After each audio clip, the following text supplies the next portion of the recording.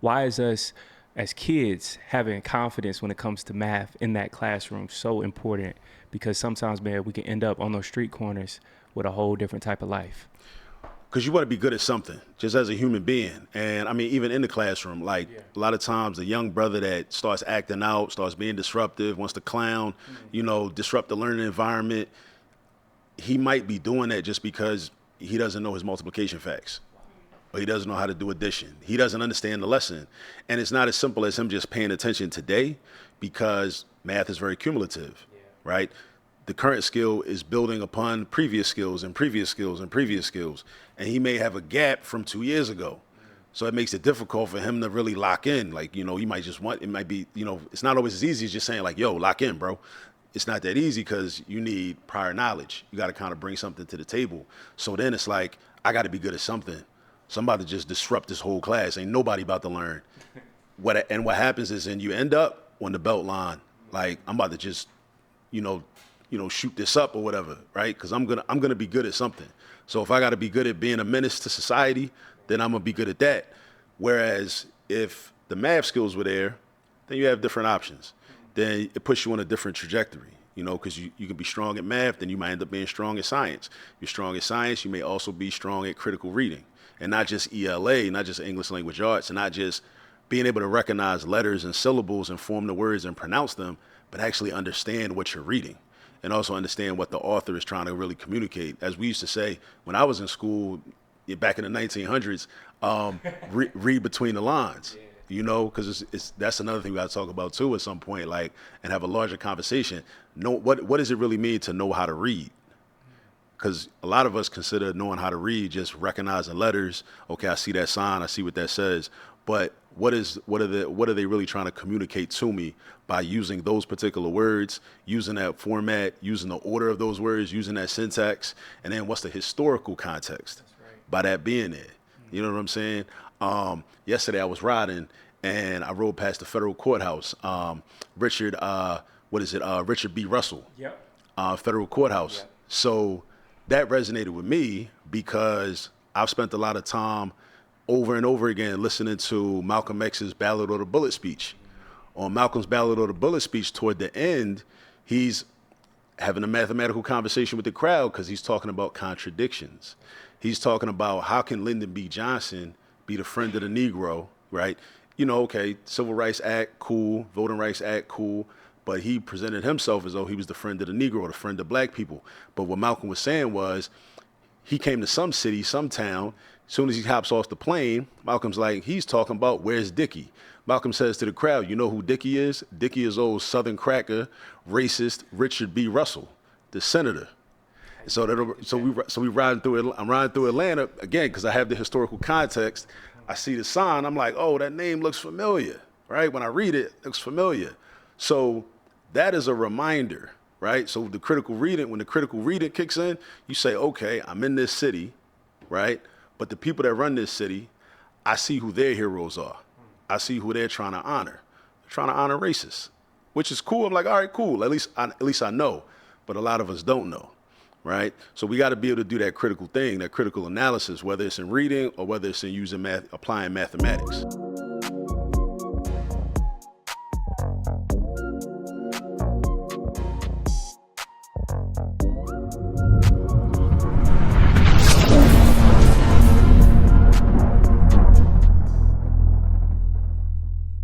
Akil Parker, brother, touchdown back in the A, man. It's always an honor and a pleasure, bro. On my first conversation, I was blown away. So many comments, DMs, bro, of, yo, you got to have this brother back on. I learned so much. He made math so cool, all of that. Bro, your sweatshirt is fire. I love it. Always learning, even when we see you, bro. But, hey, it's still you and it's still fly. Yeah. Akil Parker, all this math. Hey, how you feeling today, brother? I'm feeling good, man. Feeling good. I'm always happy to be in Atlanta. Yeah. And I think it's got something to do with the fact that, I was conceived here, right? You know what I'm saying? Who wasn't, man? my parents met down here. Wow. Like my mom was from New York, my dad was from Jersey. Back in '78, my dad was a freshman at Morehouse. My mom was a freshman at Spelman. They met at a party at Morris Brown, and one thing led to another, and they started dating, started kicking it. That's a really and then next thing you know, You know, here I come, like a couple years later. So I feel like when I come to Atlanta, I always like, have it's a good vibe. I always have like a good, positive, outlook. I always feel good. It's almost like a pilgrimage. I'm coming back to like, where it all started. You know what I mean? And then, spent a year here at Morehouse back in '97. My freshman year of college. I didn't end up matriculating at Morehouse. I transferred to Morgan State, where I matriculated. But yeah, it's definitely good to be here. Good to be back on your program. Because, I've been on a lot of podcasts and the conversations are, pretty much always positive. But, a lot of people say you got to have you back. And for one reason or another, sometimes it happens, sometimes it doesn't happen. So it's the math, Akil. You know, it's the math. Getting intimidated by math, bro. Hey, our people are too afraid of math, dog. So, man, yeah, bro, this conversation, much needed. All the talking points were beautiful. And, man, before we even jump into all of that, our previous convo before we even press record technically, man, you were telling me, hey, Caleb, something that transpired, you can look at this from like a mathematical perspective. For people, who know it's been going viral, 404 Day, which happens April 4th every single year here in Atlanta, Piedmont Park. Beautiful experience all the time. It was recently shot up. And, man, I was telling you, bro, Akil, I love my city, but I'm seeing this current generation of our youth. I love our babies, but I'm seeing a shift in their energy, in their vibes, where I see young brothers walk around with the shiesties on, the hoodies on. And, man, hearing you break down how math connects to that, if you can, break that down for the people right now. Yeah, so what I want us to also just keep in mind is like how the statistics play a part, and really the media literacy. So the foundation of, media literacy is mathematical literacy. That's right. I want people to understand that, because I think also too, a lot of people will, see a conversation about mathematics that they're scrolling on YouTube and they'll be like, I ain't trying to hear that, because they don't really know the definition of mathematics and what the purpose and utility of it is really foundational to so many other things that people do recognize matter. Like people know that financial literacy matters. People know that economic literacy matters. Math is foundational to that. Political awareness matters. Math is foundational to that. Being civically engaged, understanding what the politicians are talking about, how they're going to allocate tax dollars and other resources when they're deciding, what neighborhoods are going to be built up, what neighborhoods are going to be divested from. All of that is mathematical. They're talking about millions and millions of dollars, and how it's going to be moved around. That's right. So the math is like the foundation of that. To that, and speaking of that incident, that unfortunate incident, that tragic incident, I want us to also be clear about how the media will sensationalize things, because it might have been 1,000 young people. I'm just throwing a number out there hypothetically. If it were 1,000 young people out there, and maybe one person had a gun, one person decided to shoot, that's one person out of 1,000. So even though it's highly tragic for anybody to be harmed, physically harmed, I mean, somebody died, right? Yeah. One person dying is too much, but what will then happen is policy will come into play, and the way it'll be spun is like, it'll seem as though all 1,000 black youth had guns and were all shooting, right? Like it really was a war zone when it wasn't. So, and then that'll be used to justify a lot of racist practices. A lot of Jim Crow type, segregation type practices. So, even the mathematics comes into that, just thinking about what we see on television, what we see on social media, especially when, especially on social media with the, news programs do it too, with the clickbait. They'll do the sensationalist, hook or whatever, just to get you to look at it. But if you're not questioning and considering like, okay, well, what part of the story are they leaving out? Because they definitely want me to think a certain way. They want me to believe a certain thing. They're kind of giving me the conclusion.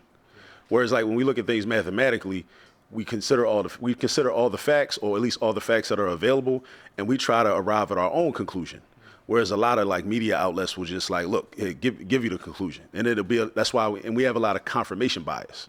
So it's like, okay, I know they want to think this, they want to think that all black people are savages. So cool, let me take the story, spin it, flip it a certain way, so that I can kind of confirm that, yeah, okay, black people are savages, and then they just run with that. So the math helps us to kind of like take a step back and say, well, wait a minute, let's look at this some more, through a more critical lens. You know what I mean? So yeah, So that's one way that the math plays a part in that, you know. Bro, man, you brought up another great point too, man, before we even press record. Young brothers too, man, who are caught up sometimes, they don't have that confidence that starts in the classroom. And then, like you said, that mindset of just F everything, it then translates into real life.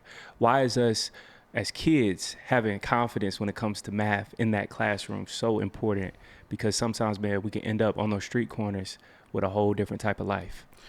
Because you want to be good at something, just as a human being. And I mean, even in the classroom, like a lot of times the young brother that starts acting out, starts being disruptive, wants to clown, disrupt the learning environment, he might be doing that just because he doesn't know his multiplication facts.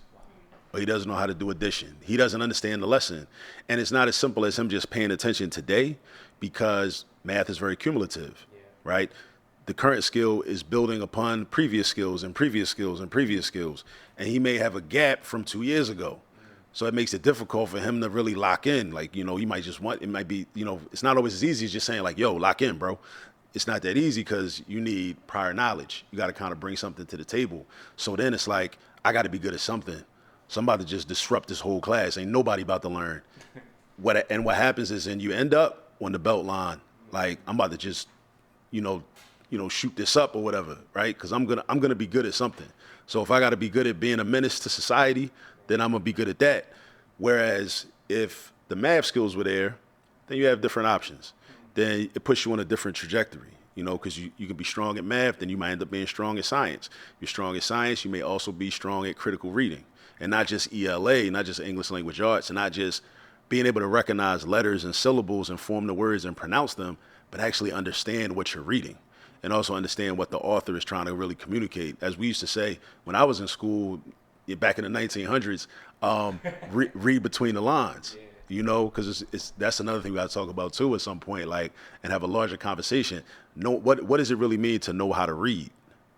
Because a lot of us consider knowing how to read just recognizing letters. Okay, I see that sign, I see what that says. But what are they really trying to communicate to me by using those particular words, using that format, using the order of those words, using that syntax, and then what's the historical context by that being there? You know what I'm saying? Yesterday I was riding and I rode past the federal courthouse. Richard B. Russell, federal courthouse. Yep. So that resonated with me because I've spent a lot of time over and over again listening to Malcolm X's Ballad or the Bullet speech. On Malcolm's Ballad or the Bullet speech, toward the end, he's having a mathematical conversation with the crowd because he's talking about contradictions. He's talking about how can Lyndon B. Johnson be the friend of the Negro, right? Okay, Civil Rights Act, cool. Voting Rights Act, cool. But he presented himself as though he was the friend of the Negro, the friend of black people.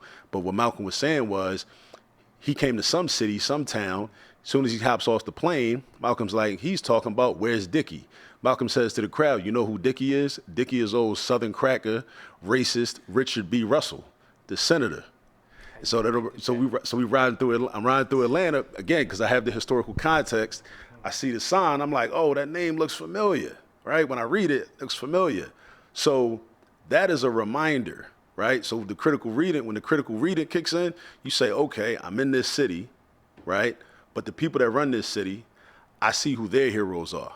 I see who they're trying to honor. They're trying to honor racists, which is cool. I'm like, all right, cool. At least I know. But a lot of us don't know, right? So we got to be able to do that critical thing, that critical analysis, whether it's in reading or whether it's in applying mathematics, And like I said, so our ancestors have always done this. Like Malcolm X was doing this. He was exposing the contradiction. That's one of the many things algebra enables us to do. Be able to recognize contradictions. Everything can be formulated and framed as an equation. And we want to see, okay, does the left side equal the right side?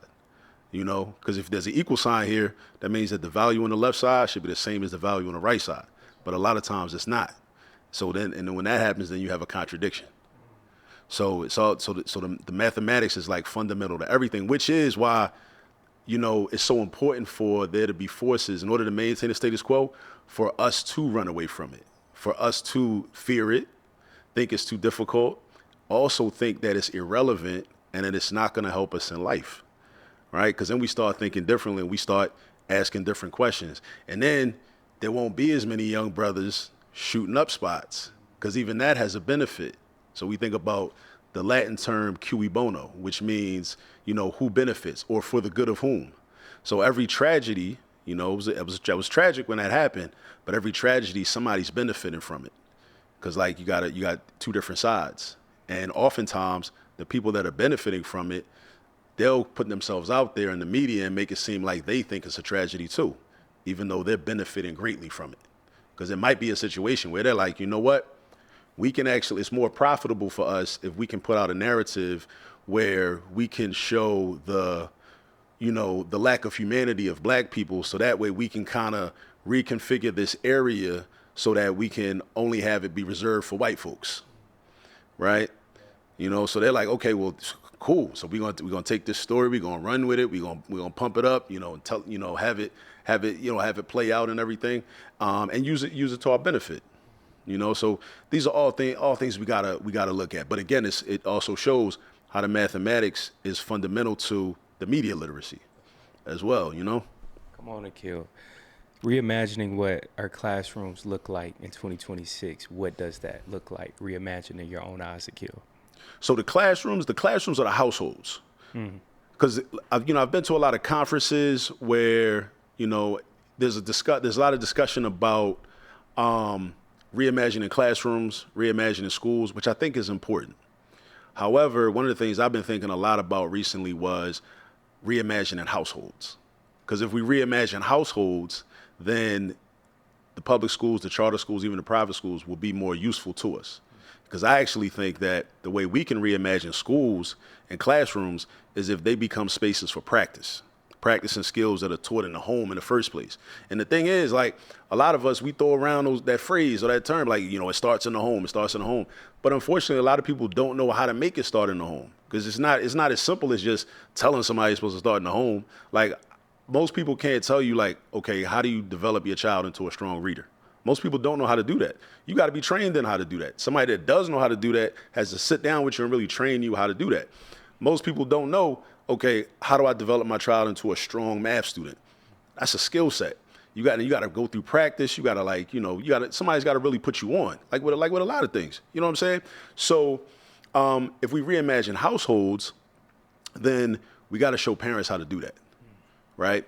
And I know, and to anybody, and I thought about this too, to anybody that would hear me say that and say, well, no, that's the job of the teachers. These parents can't do this, these parents can't do that. What I'm saying is, I'm an educator that is taught in K through 12. I've also been an adjunct professor in an education department where my responsibility was to train and teach education majors that had the goal of going into the classroom and becoming classroom teachers. I had to teach them not only the content of math, but how to teach the math or the pedagogy, right? And what I realized from real life experience, being in the trenches, being at Cheney University and outside of Philly, where Octavius Cato was one of the professors early on back in 1837 and whatnot, and I see that what I offered to those students is something that typical parents can handle. Right? If somebody, that cares about them and wants them to succeed and wants their children to succeed and knows what they're talking about, can offer it to them in a way that's, where they can be receptive to, in a way that makes sense. So I think that when we reimagine households, it starts with people that know better, doing better by figuring out ways to go into the household or marketing materials or, going on, social media and doing little reels about, okay, boom, this is what you could do with your child, to practice addition. This is what you could do with your child, practice subtraction. This is what you could do with your child so they can help them memorize their multiplication facts at least up to 12 times 12. So when we reimagine the household, then it's like you start to develop a household that's like the household of, kind of like mine, as an example. Like math teachers, we're different. Like when we have children, because we already know what we want for our children. We know about the curriculum. We know about the standardized tests. We know about the different teaching methods and all that type of stuff. We know about all that. So, of course, we're going to put our kids on. We're going to let our kids know what the game is, right? But that can be shared. So we don't need to gatekeep that. We can let anybody, any and everybody know, look, what I'm doing And also like somebody like me and other math teachers that I know that are parents, we got what's called proof of concept. Because when you look at our children, it's like, oh yeah, your kids are strong in math. And I think, and even that's even the assumption. The first thought people have when they meet a child or encounter a child and they find out that their child's mother or father is a math teacher, what's the first thought that comes to mind? He's good at math. They probably good at math. Yeah. And a lot of times they are. My children are no exception to that. They really are good at math. So I can show you, like, listen, this is what I did with my 20-year-old son who's a junior in college right now, my 14-year-old daughter who's in 8th grade right now, my 6-year-old son who's in 1st grade right now, right? This is what I've been doing, and these are some things that have worked. And I'll even show you some things that didn't work. I'll tell you, like, listen, I used to get frustrated with my oldest child. When he was young, I used to be like everybody else, like, you know what I'm saying? Like Johnny had 5 apples. I used to be me too, And I could tell you, like, why you shouldn't do that, how that's harmful. You know what I mean? Try to calm down, relax, But it's a marathon. It's not a sprint. But we can reimagine households by showing parents how to do this work. So that way, it was kind of like my philosophy was this. In a math class specifically, I never wanted any of my children to see a concept or a topic in school for the first time. I wanted them to see it in school for at least the second or third time because they saw it for the first time with me at the dining room table or the kitchen table or whatever, or even just riding in the car, just having a conversation because it came up, doing this method or that method or whatever. I wanted them to be able to go to school and practice what they had already been exposed to, because I think that can limit and, reduce a lot of the potential for anxiety. Because, you go into a classroom cold, never seen the topic before, never heard that word before, it's on the board, and then you like, oh, what's going on? What's all this? And it can be very overwhelming. And then you couple that with a lot of school environments where they're not really conducive to learning.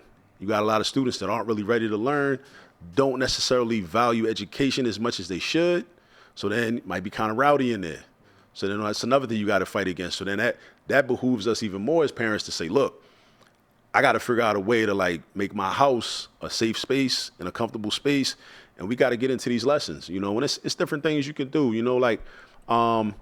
here's one thing I do with my son Kwame. I know the curriculum that they use in his school, right? It's the Reveal math curriculum. We can go online and we can buy those workbooks that they use in class and just run through them, run through them in advance. We can do that. There's no law, no rule that says that they can't. I mean, they might pass a law if we start being too successful at this, but even that's something that's a law worth breaking, I think. I mean, that's like, back during chattel slavery on the plantation, it was against the law for us to read, but that was a law worth breaking, because we knew the importance of that. That's why we had to get it done, but there are a lot of things we could do. So when I think of like reimagining the household, that's what it's got to be. Like the household has to become the primary space for education, and also, and another thing too, when we reimagine a household, we gotta, come to our people with compassion, and with genuine concern and with love, instead of just, a lot of times there's a lot of destructive criticism that is offered to black parents. This whole like, finger wagging, like y'all need to be doing this and y'all should be doing that. Well, it's like, I mean, yeah, okay, we could all be doing different things. We should all be doing more. And also there's, when people are being critical, there's this kind of like inherent assumption that somebody is not doing the best that they can and somebody doesn't want to do more. But I think that if people knew better, then they would do better. So then, we got to figure out how to teach them how to do better. Because a lot of parents is another thing. A lot of parents are just the adult versions of children that never got the development in mathematics that they needed when they were in elementary school, when they were in middle school, when they were in high school, and now they're parents. So now they got children that they're responsible for, but they really don't know, what they should do or the best practices. So like I said, like, in terms of being like good community members, those of us that know better, we got to do better, and we got to figure out ways to help families, Hey, you cooking already, Akil. Your son, Kwame, you just talked about him, 6 years old. It's my man. What is Kwame asking Pops to sharpen up his own math tutelage right now during this young season of his life, man? So, Kwame makes it easy, and my older two children, they did the same thing. And a lot of children, they do this. Children have an inherent, like, intellectual curiosity. It's like one of Amos Wilson's books, Awakening the Genius of Black Children, right? He talks about how, like, black children are born genius. It's the society that reduces their genius, right? Through different, like, types of systems, different institutions, different things in the media, or lack of development, in their home space, perhaps. So, and I get it, and I've seen this happen before, with other people, just kind of like being out in public and seeing, like, how, like, young children will ask questions, and the parents might be having a lot going on. Might have had a rough day at work, might be stressed, what I mean? Might be facing eviction, you got a whole lot of bills and not enough money or whatever. So when your child asks you a question, you know the answer to, you may not really be able to be patient and, like, have time, feel like you have the mental space to really go there with them.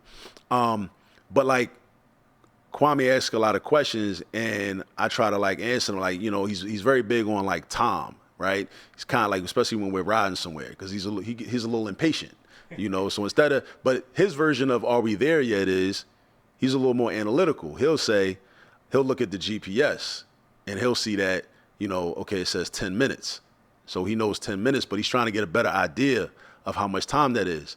And what I developed in him is, as a way to explain time, is like, well, what is a minute? Because that's something that we take for granted as adults that have been using time for a long time, right?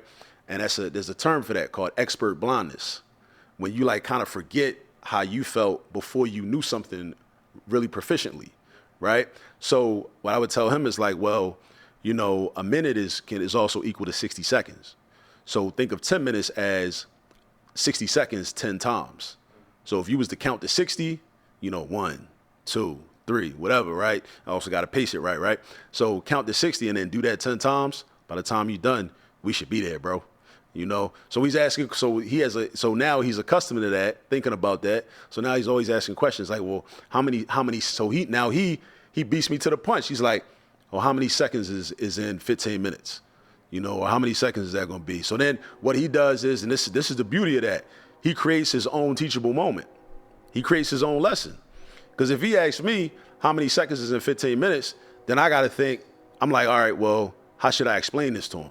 Because I like, okay, so I'm like, well, Kwame, 1 minute is 60 seconds, and then we're doing that 15 times. So what does the word times mean? Times means multiplication. So we're doing 60 times 15. And then there's so many different ways to do that. So, and also for the parents, listen, those quote unquote new math methods, they come into play here. The Common Core math comes into play here. So don't run away from that. Don't shy away from that, right? Because then we could say, we could break 60 down and treat it like 6. And then think of 6 times 15. So then and then I'm talking this through with Kwame. I'm talking through my thought process with my son while he's sitting in the back seat. And it's like, well, we could take the 15, break that down into 10 plus 5. And 10 is what we call a happy number, but happy, like HAPI, like how our ancestors called the Nile River was the happy river in ancient Kemet, right? So then you kick the hystematics, put the history lesson in there too. And then it's like, all right, well, we doing 6 times 10. That's the same as 6 times 1, but scaled up. So 6 times 1 is 6. Attach the 0 in there, that's 60. And then 6 times 5, right? That's 30.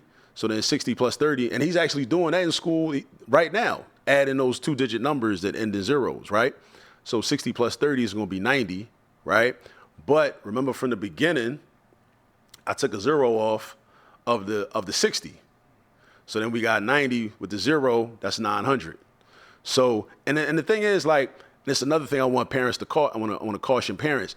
Don't expect them to fully understand something when you explained it the first time. It's the first time you explained it. I used to always, like, had to remind my students of that when I was in the classroom as a full-time teacher years ago. Like, why are you so frustrated right now? You've never seen this topic before in your life. You're seeing it for the first time. Why do you expect that you should fully understand it? This is a process. You are just being exposed to this. You might have to do 7 or 8 problems before it really starts to make sense. And that's cool. That's part of the learning process. But I think with that becomes an issue because, again, the way the schools are structured now a lot, and not even just now, I think it was like this years ago, and it just in Western society, there's this emphasis on the answer, the final product, not the process, right? That's why AI becomes so important. AI is like, well, I could just go to AI. Why do I care how to do it if I could just ask AI to give me the answer? Because if you ask AI to give you the answer every time, you never learn how to do it. You never develop an appreciation for the process. And we got to learn processes, right? That's the beauty of things. It's like you taking a trip. A lot of times we don't get the full benefit of the trip because we so focused on the destination, but not the process. So we miss the beauty of driving down 85 or driving up 95, going somewhere, taking a look around at the scenery, stopping at the different stops, and especially when you with the family, that's like the beauty of the trip. The beauty of the trip ain't just getting to the destination, checking into the hotel or the Airbnb or whatever. No, it's like every minute you get to spend with your people. Like you driving, having them conversations with Kwame, practicing math. That's something he'll never forget. Something I'll never forget, right? So, and I might explain that to him, 60 times 15, because he wants to know how many seconds are in 15 minutes, right? And he might not fully understand it. I don't expect him to, but it's about exposure. It's about exposure, and then it's a process, and it gets repeated over and over, over and over. Just like with, if he's in a house with me when I'm on a tutoring session with a student, and he's getting it through osmosis. He's hearing me talk mathematically. He's hearing me use the math vocabulary. He's hearing me explain things, Just like, I hate to use this example, but I'm gonna use it. If you go to you might go to a playground. It might be some young kids running. It might be a little rough around the edges. They might be cussing and carrying on and whatnot. You know what I'm saying? You might feel comfortable to correct them, like, sis. You know what I'm saying? You don't need to use that type of language. But the thing is, where do you think they learned that? They probably heard their parents. They heard their parents cussing at each other. Their mom cussing on the phone to somebody. Their dad cussing or whatever. Children naturally just pick up what they hear and what's in the environment. They could also learn the math that way. So my children have learned a lot just from being in the environment of mathematics and hearing me have conversations, in virtual tutoring sessions when I'm sitting down on my laptop and getting it in like that, or just having those conversations with them. So back to my point about reimagining the household, that's why we gotta teach parents. How to do that, because then it takes a lot of the responsibility off of the school, because the school is really not built for that. The school's not really built to be the primary space of education. They've proven that. I think I support schools. I do work with schools, but one of the missing pieces is that partnership and collaboration between the home and the school. So we got to figure out ways to help mom, help dad, help grandmom and grandpop. That's a whole nother thing right there. Grandparents, great grandparents, because when you get up in age, you lose a little bit of your cognitive ability. So mathematics can be used to help you stay a little sharp. And also that bond, it also creates a bond between you and your grandchildren. Same thing with the aunties and the uncles. You can help them with their homework. I think that's a very fundamental thing that, we should really get into, making that not just one of those it would be nice type things, but something mandatory, So but shout out to Kwame, man, because Kwame, and he keeps me on my toes. He helps me with my lessons. He helps me think through, because if I try to explain something one way and then he doesn't understand it, I'm like, all right, well, let me think of another way to explain it, or maybe another way to explain it, and then let me think about why he might not understand it, because he might have a similar thought process to other young black boys, right, or a different thought process from other young black boys, right. So then it challenges me to develop my practice, right? So, and then I also implement things that I've learned along the way, and but I think that because that teaching is part and parcel of parenting, because it's our responsibility to teach the children, because they didn't ask to be here. That's the least we could do. We was having a good time when we conceived of, you know what I mean? But the least we could do is teach them. But in order to be able to teach them, we got to learn, and we got to be taught. So he definitely makes it, easier. And I'm also fortunate that I have the time and the headspace to I do this for a living. So I get it. So I don't expect everybody and every family to be able to just do what I do. But that's why like people like me have to figure out ways to make it palatable for the people that don't have as much time or don't have the math background. You know, that is the responsibility. That's why I made that comment earlier about like we can't just be up here like, you know, wagging our finger and being condescending and overly critical of black people, you know, when they're not doing certain things that would be beneficial. There's a reason that they're not doing it. So we gotta figure out like how to help people out. You know? Love that. Akil, bro, how does algebra connect to parenthood, motherhood, fatherhood? Algebra, how does that connect to those concepts? So I think we have to have a paradigm shift, right? Where we have to add to the definition of parenthood, motherhood, and fatherhood, being able to teach our children algebra. I think we got to do that. And that's going to sound strange to a lot of people because it's not what we've been conditioned to do. We've been conditioned largely to see good parenting as finding a good school with good teachers that can teach my child this thing. But I think we have to, just like, you know, society changes because technology changes, you know, political regimes change, you know, we have to change, you know, and I think we have to change our definition. One of the things we have to change is our definition of parenting. And we have to include different things in parenting. Like we kind of come into parenting kind of following certain traditions and knowing what our responsibilities are, at least having an idea of what our responsibilities are in terms of like providing things for our children, protecting our children from certain things. Being their primary educator has to be added to that. But then we have to think about what does it mean to be the primary educator? I'm saying you got to be able to sit down and show a child how to solve multi-step equations. Right? That some of that math that you might have been scared of in ninth grade, you're going to have to stand up to that bully once and for all so you can teach it to your child because it's coming. One day your child's going to be old enough and be of a certain age and in a certain grade and be in a classroom and they're going to need to understand that. And I want people to be like me in the sense that I want their children to see math topics for the second time in school, right? I want them to see them for the first time with you. Because with you is the safe space. With you is the safe space. With you is no standardized test they got to worry about. With you it's no it's nobody else it shouldn't be nobody else in the room that's going to make them nervous about getting the wrong answer or nobody that's going to make them feel dumb. You should be the safe space, so therefore it makes sense for you to be the primary educator, you to be the one that introduced the topic, explain it, and then when they go to school, math class can be like recess. In the sense that it's going to be fun because you just go there to practice friendly competition with your friends, or even if people in your class are not your friends, it might be an unfriendly competition, but it's competition, right? But that's what the math class can be for, right? Just like recess, you go there to compete. You know, you don't go there to like learn how to play basketball. You don't go there to learn how to play football. You gotta flex your stuff. Yeah, you already know because you learned it around the way. You learned it on your block. You learned it in the rec center. You learned it, you know, wherever in your community, right? When you ran around your cousin's neighborhood, or you to grandma's house and everybody was outside, right? That's where you learned it. You go to school to show off what you already know.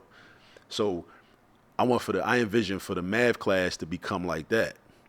But once again, it goes back to reimagining the household. You know what I'm saying? I want to kill. Standardized testing. Growing up in Georgia, we had this real big scandal. I'm on the south side. Clayton County superintendents, teachers were pressured to pass certain students, right? And everything goes back to that standardized test, CRCT at the time, right? And man, I remember growing up, like everything, it was so fast paced, especially math. Like we would have like 2 quizzes a week. You would get a homework quiz. So that's basically 3 quizzes a week, a test every other week. And man, I would see like so many kids feeling pressure. What is up, bro, with these standardized tests, man? Do you feel like it's good for especially our young black students, or what other things should we supplement for, you know, kids who feel pressured about that end of the year or that midterm standardized test? So I think with the I have a lot of different thoughts about standardized testing. On the one hand, it can be positive in the sense that it gives us an idea of what, based upon grade level, our children should know. Right? And pretty much all parents can do this too. So again, reimagining a household. Parents can, according to your state, you can go online and do an online search of sample math standardized test questions based on your state. So I know in Pennsylvania, it's the PSSA exam, but then they got the Keystone Algebra 1 exam once you get to ninth grade. In DC, it's like the Park test. Maryland, it's the MCAP. Every state's got their own test. I mean, that's big business. Test preparation, test creation. You got companies that make tests and grade the tests and all that. So you can go on there like before the school year starts and just get an idea of, okay, these are the types of questions that my child is going to be expected to answer in May of this school year when it's time for the school for basically everything to shut down and, we're doing standardized testing now, right? You can look at that. Now, granted, as a parent, you may not know how to do those problems. That's cool. You got time. Your child may not know how to do those problems. Okay, that's cool. You got time. But at least you know, right, what is expected of them, right? So now you got to make a decision. And what I'm saying is, at the latest, get that information in August at the latest, August before school starts, or maybe even June or July. Like as soon as the previous year ends, go online and start looking that up and look up those problems, print them out if you can, get physical copies, right? I know we like to be digital and whatnot, but get physical copies because there's something about things being tangible, right? And just take a look at the problems and try to work through them if you can. And if you can't, then, there are resources. There's my YouTube channel, the All This Math YouTube channel. I got videos that explain a lot of that work, right? But we got to at least know what our children are responsible for and what they're going to be expected to know. So I think that's a benefit of standardized testing. There's some negatives too, right? I think that in this high stakes testing environment, again, we end up being too focused on just getting the answer and not actually learning mathematics or seeing the beauty of mathematics. Because mathematics can be a beautiful thing. But oftentimes in our school experience with it, we never get to see the beauty of it. Math is like a girl that we don't really take the time to get to know because, her body is nice and she cute and we just really want to do one thing with her, but we don't never really talk to her or find nothing out about her. Get to know her. Yeah. Got a quarter. But once you get to know her, you actually kind of cool for real, Yeah. But a lot of times with math, we don't never get to know it, right? And it's due to a lot, the culture of a lot of schools and the instructional strategies and the practices. We don't really get to know math. And I think that's a negative brought about by the standardized testing and this desire to just, okay, we got to cover this content and kind of steamroll kids. And then even that becomes really futile because if they don't have the prior knowledge already, a lot of that, that fast-paced, introduction of content, it doesn't work. It doesn't work anyway, So I think that can be a negative. And also, we lose the opportunity to be able to explain, what's the purpose of the math? Why are we learning this skill? How can I actually use this? Because math is very useful, right? Contrary to popular belief, it's very useful. Algebra is very useful.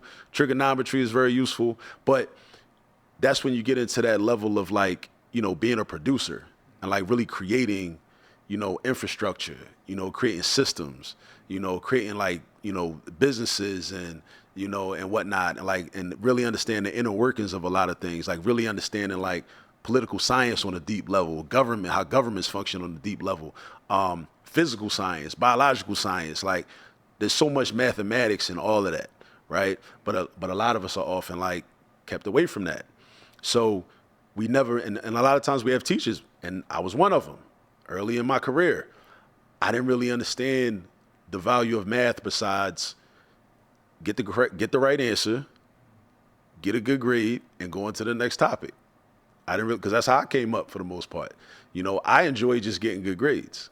And I had good teachers, that taught me the algorithms and the processes and how to answer problems.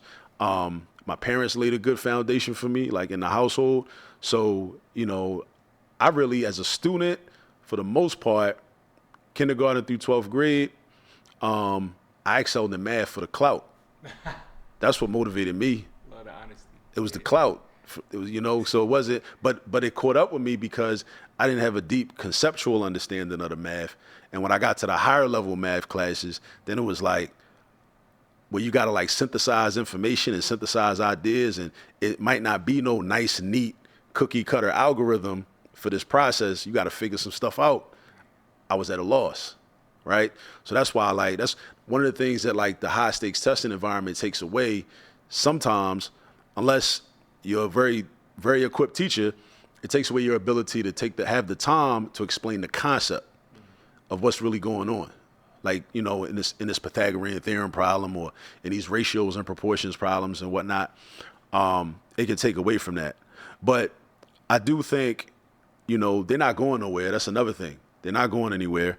They're like, when the internet was first introduced, people complained. Some people might have been detractors and complaining about it, but it wasn't going nowhere. It still hasn't gone anywhere. We got to learn how to navigate it.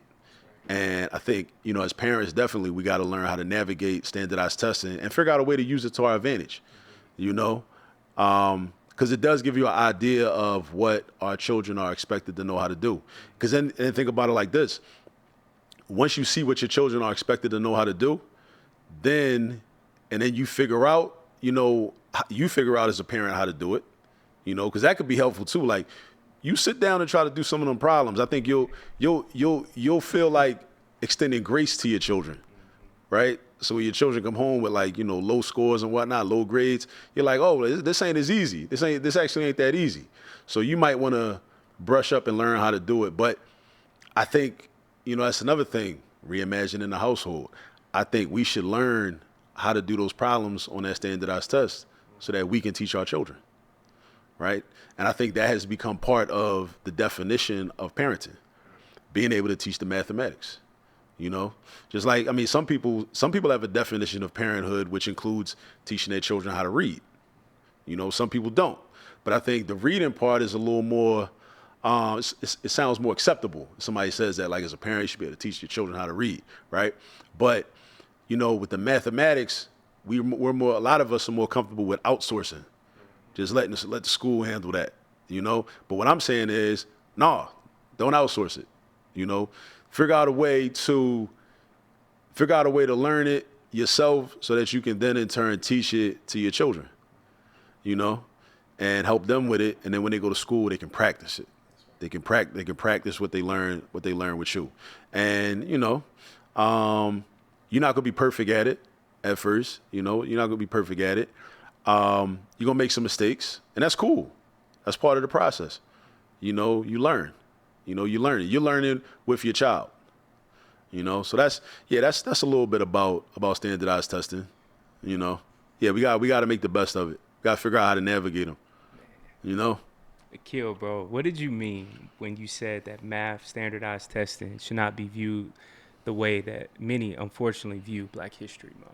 Break that down for us. Yeah, so there's always this, like, a lot of schools and school districts have these like cram sessions that start like in March into April, and then if the testing window is like late April till May, they'll kind of cram at the last minute. So, we got to stop doing that. And like, it reminds me of like how a lot of people view Black History Month, and which is not the definition that Dr. Carter G. Woodson actually intended for. His intention was for us to be studying our history year round, right? From, March 1st until January 31st, and then Negro History Week, which then grew into Black History Month, was supposed to be like a halftime, a time to reflect on what, we have studied and we have learned, and what history we have been reconnected with, and also what we're about to do for the next 12 months.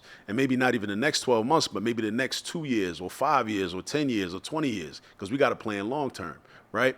So with standardized testing, like I mentioned, for parents, the end of the previous school year, go online and find out what your child is going to be responsible for. If your child just finished 3rd grade, then the end of the school year, go online and look up them 4th grade sample questions, right? Because that's what they're going to be responsible for next May. And then start that process of like practicing those problems, because you got from then until the next May. Instead of like what often happens is that he's like cram sessions at the last minute. And it's like, that's not enough. And ideally, in a perfect world, the curriculum that's being implemented from September up until the test would have enough content in it to prepare the child already. But that often doesn't happen because of the fact that math is so cumulative, and a lot of times children have learning gaps. So there's a lot of remediation that needs to happen. They need to go back to, previous concepts that they never fully mastered or never got proficiency in, right?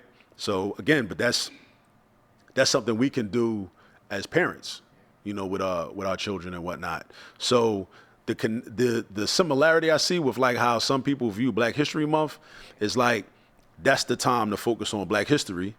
But then like the month before the standardized test, that's the time to focus on the standardized test. When in fact, it should be like a year-long process, and really not even a year-long process. It should be a process of developing those skill sets throughout your entire schooling experience, really, So yeah, that's what I meant by that, because it was something that, I think those are two things that we have to stop doing as a community, because the study of our history should be 24/7, 365. Right? We got to be able to study our ancient African history. We got to study African American history, the Caribbean, South America, everywhere we've been, on the global stage. We got to be able to study that at all times, and then maybe in February, we just kind of, reflect and say, take a moment to step back and kind of zoom out a little bit in terms of like what we have studied, and also like continue that process of like preparing for the future. Indeed, brother.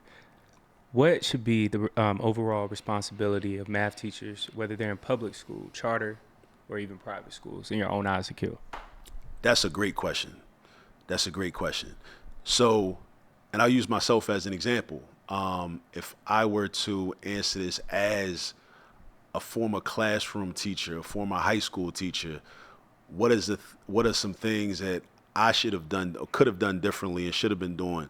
A lot of teachers should have a desire and a goal to master mathematics, right? Also, to learn higher level mathematics, even if you are teaching early grade band, meaning like kindergarten through second grade, third grade through fifth grade. When I was teaching my math methods courses at Cheney and at LaSalle University, I would ask students at the beginning of the semester, why do you want to be a teacher? And why do you want to teach that particular grade? And I would ask them what grade they plan to teach, and I would ask them why. And oftentimes they would say, well, I want to be a teacher. I like working with children. I worked in the summer program, and I enjoyed it. I like working with the youth, and I also want to give back to the community. I want to do positive things for the community. Very noble, very noble. But then, when I would ask, well, why do you want to teach kindergarten? Why do you want to teach first grade? Inevitably, it would come up that, well, I'm not really that good at math, so I figure if I only have to teach kindergarten or first grade, then it's not going to be much of an issue. And I would always have to kind of check that. I would appreciate their honesty and their transparency, but I would check that because I would say, well, it's not that you're going to be technically teaching trigonometry or calculus to kindergarteners or first graders necessarily, but your lessons and your understanding of the curriculum of kindergarten or first grade will be richer, and your children and students will have a richer experience if you do have some understanding of trigonometry or calculus or pre-calculus or statistics. Because again, teaching is very much like parenting. It's not about like Kwame is 6 years old. I'm not parenting him just to be a 6-year-old. I'm parenting him, the things I'm saying to him now, the things I'm doing with him, the things that I have in mind, I'm preparing him for being a 7-year-old, an 8-year-old, a 9-year-old, a 10-year-old, and so on. I'm having the things that go through my head when I think about conversations I have with him right now. I'm thinking about preparing him to be a 30-year-old man one day, a 40-year-old man one day, right? And I've done that with my older children as well, right? So as teachers, we need to be doing the same thing. So when you have the understanding of the higher level math, now that kindergarten lesson on counting, it hits a little different. That first grade lesson on adding 2-digit numbers, that's going to hit a little different because you're going to know, oh, okay, well, one day they're going to be in a trigonometry class or they're going to be in an algebra 2 class. They're going to have to do this and this. So, okay, that's going to influence even how I explain this, right? And also there's like a lot of misconceptions, right, that, spread around in lower level elementary classrooms and even some middle school classrooms. And then you have to end up, when you get to like high school, then you got a high school teacher telling you, well, like, who told you that? Like, oh, my 5th grade teacher. Oh, well, I'm sorry. They didn't know what they were talking about, And, these things happen, And sometimes it's a language thing. It's the terminology that might be used that can confuse children, right? You might have a situation where, I had this experience. I don't remember who it was, but I had a teacher tell me you couldn't subtract a bigger number from a smaller number. Example, you can't do 2 minus 5. But then I get to a pre-algebra class in middle school, and we subtracting 2 minus 5. And I'm like, yo, somebody lied to me. I thought we couldn't do that, right? But I think that if I'd have had, that whoever that teacher was, right, that made that mistake, if they'd have had a stronger understanding of the higher level math and what was going to come later, they might have worded it differently. Even if they wasn't going to teach me how to do 2 minus 5 at that point, they might have said, like what I do. I say, because like if you're using the subtraction algorithm, we think of it as like when you have to borrow, we really should say regroup, right? Because we're not really borrowing per se, right? But if you got like a 7 on top and a 9 on the bottom, and we say, okay, well, I'm not going to do 7 minus 9. A lot of teachers will say, well, you can't do that. And it's not that you can't do that. It's that we don't want to do that because that doesn't support this particular algorithm that we're using. Because we could do it, right? We would just end up with a negative value. But we don't want a negative value. So see, I could talk like that because I know some higher level math. But if you're the elementary school teacher and you don't know the higher level math, you're uncomfortable with it, you can't have that conversation. Because we want to be careful with our language because that can create a misconception later on. And a lot of the issues in mathematics and the lack of math deficiencies are due to sometimes from teachers creating misconceptions early on, and then students having to being confused and thinking, well, but my 1st grade teacher told me this, but now I'm in 6th grade and we doing this, and it seemed like she's saying the opposite. Well, my 3rd grade teacher told me this. And now I'm in 7th grade, and now he telling me the opposite of what I learned in 3rd grade. So I don't know who to believe, right? So, but I think one of the ways that we can, eliminate some of that confusion is, learning the higher level math, right? Or at least like, messing around with it a little bit. You don't got to be a calculus scholar. It would be great if we were, because calculus is very valuable, because we gotta consider like, if it wasn't valuable, then, why are people learning it at all? Because the people that are learning it are using it. And if they're not using the actual formulas and processes, it develops your thinking process in a certain way. And that's what's key, right? Being able to think. Because people will be quick to say, man, I need to learn this, man. I'm never going to be in the grocery store, in the gas station, I have to use the Pythagorean theorem. You know what I mean? Like, or the quadratic formula. I never got to find X. I'm never going to have to find X, but, well, that's different because, that's an easy one because, like, we figure out numbers all the time. We figure out solutions to problems with different values. That's finding X. That's all we're really doing. But even with the formulas, Pythagorean theorem and quadratic formula, even with that situation, it's like, it's not so much about using the formula. It's about the thought process required to use the formula. And to solve the problem, because we got to have problem-solving skills. That's just part of being a responsible adult. That's part of being a grown man and a grown woman, knowing how to figure shit out. We got to know how to figure shit out. I'm sure we all be out places. You see grown men and women that like don't know how to figure shit out, and it's like, damn, like you somebody mom, you somebody dad. Like we got to know how to figure shit out. And what I tell people is like, math classes, algebra classes. Let me be more specific. Algebra classes, geometry classes, pre-calculus classes. These are classes where you are on a daily basis solving problems that helps to develop your thought process so that you can figure shit out. We could rename all math classes how to figure shit out class. And that's a transferable skill. into any area. And oftentimes I think we look at like the worksheets, the unculturally relevant worksheets or the unculturally relevant textbook examples, and we think like, I'm never going to be in this situation. But it's just an example, right? You're still learning how to figure stuff out. So then when you get confronted with a situation in your personal life, you're going to know how to figure stuff out. And you might not believe it. You might not seem like it, but knowing how to say, okay, well, I know I got this formula. Well, actually, no. I'll go back a step. I know 8 formulas. I read this problem. First thing I got to do is figure out, okay, which one of them 8 formulas do I have to utilize? That's a skill in itself, right? That's like life. All right, I know I got to figure out how to do this. You know, you might need to borrow some money from somebody. It's a couple who you can call. Who should I call? If I call this person, they're going, I can't call this person. I still owe them money. I still ain't paid them back from the last time I borrowed money. You know, different situations, right? So you got the 8 formulas. You got to know which formula to use. And also you might be in a situation where you actually could use 3 of those formulas, but what's the most efficient? That's another skill set. Knowing what's the most efficient. That's part of discernment. Knowing that. We're doing that in math class. It might not seem like it. Your teacher may not tell you that, right? Your teacher might have been like me early in my career. I wasn't thinking about that back in 05, back in 06, 07.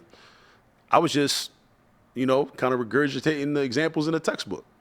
I wasn't thinking about the bigger picture and the utility and the usefulness of algebra and all of that, right? Then you got to say, okay, look at this information in this word problem. What is that number for? What is that number? I got 6 numbers I'm dealing with. Where do those numbers go? What am I going to do with them? Do I add them, subtract them, multiply them, divide them? All of this is like practicing thinking, practicing how to figure stuff out. So that's our opportunity to learn how to figure stuff out. But then we got to think about who benefits from us not developing that skill. A lot of people benefit because then if I'm a grown man or a grown woman and I can't figure stuff out, I'm easy to take advantage of. So if I'm easy to take advantage of, somebody's going to make profit off of me. Somebody's going to make money off of me because I don't know how to figure stuff out. Or if I can't figure stuff out, I might have to hire somebody to figure something out for me because I don't know how to figure it out myself. If I have the resources, then I'll go hire somebody. But what about the person that don't have the resources? Now you might have a more deeper situation. Now you might end up in jail somewhere because you didn't know how to figure something out. And we know who benefits from people being in jail. That's big business. Jails are like hotels. Just like jails and prisons are like hotels. They want to keep their occupancy rate up. So it all goes back. So this is why, we was talking about earlier, like math being like fundamental to so many other areas of life. And I think that's, also part of the hustle is to keep people like thinking in a compartmentalized way, thinking that like math is just a class you're forced to take in school. It's like a necessary evil. Once you graduate high school, you don't got to worry about that shit no more. Nah, math is central to life. A lot of us may not use it that way. And a lot of us, unfortunately, we are using it. We just don't know that that's what we're doing. We don't know whether we're using algebra, right? Every time you figure out a number that you didn't know, you calculate something. You're using algebra, basically. Akil, bro. From your words, man, I think about Floyd Mayweather, right? Recently speaking, when we think about all the money he was making, he was known as the top athlete, that he made the most. He had all the cars, all of this, but now you're starting to see things, whether that's from the IRS or, whether you see things from managers or his purse, all of those things. Last time we talked about the black athlete. Mm-hmm. But man, if you can, once again, we're seeing a real life example happen right now to where people thought that he couldn't spend all that money in one lifetime. But we're seeing allegedly Floyd going broke, man. So for our black athletes, why is that so important of us knowing numbers and equations and not just thinking, to your point from earlier, man, I don't need this. Once I'm done in high school, grade school, I'm good. But Floyd, as we know, he wasn't the best reader, mathematics as well. So why is that so pivotal during these times right now? To make better choices. You got to be able to make better choices. Got to be able to understand and also think long term. When we in an algebra class, algebra 1 class, algebra 2 class, pre-cal, we're dealing with graphs, elementary functions. it puts us in the mindset of thinking about the future, like looking at where that curve goes. Okay, the curve is going up right here, then it might go down, it might go back up, right? But we're thinking about the future. Like, what's the trend? Like, what's going to happen, right? Because we're not, like, the way things are right now may not be how they're always going to be. And then there are forces that are going to affect that outcome. That's the Y variable. The Y variable is the dependent variable. It's dependent on other factors. The X, which is independent, right? So somebody might be an athlete, might have $100 million, and they think that, things are always going to be like that. But you may not be in the mindset of thinking about the future and how your income level or the money that you have in your possession is going to be affected by other outside factors. All of that is mathematical thinking. That's something that should dawn on you and occur to you just from having your brain be trained from having practiced a lot of math problems. It kind of trains you. It's like a conceptual thing. It could be kind of subjective. It's objective but subjective at the same time, right? So yeah, to the athletes, yeah, just you got to be able to think like critically, and understand how money grows, understand how money loses value, understand inflation. Inflation is a whole other thing, man. Inflation is a way that governments can steal our money without actually taking the actual money. They take the value associated with the money. They can reduce the value, right? There's something called quantitative easing where the government just prints more money, right? As children, when we learned about, deficits and, whatever, what was the first thing we said as kids? Why don't they just print more money? And then the teachers would tell us, no, they can't do that because then that would mess up the value of money. Then you get older, you realize they was doing that the whole time. They was just printing more money. Because once you print more money, you flood the streets with more money.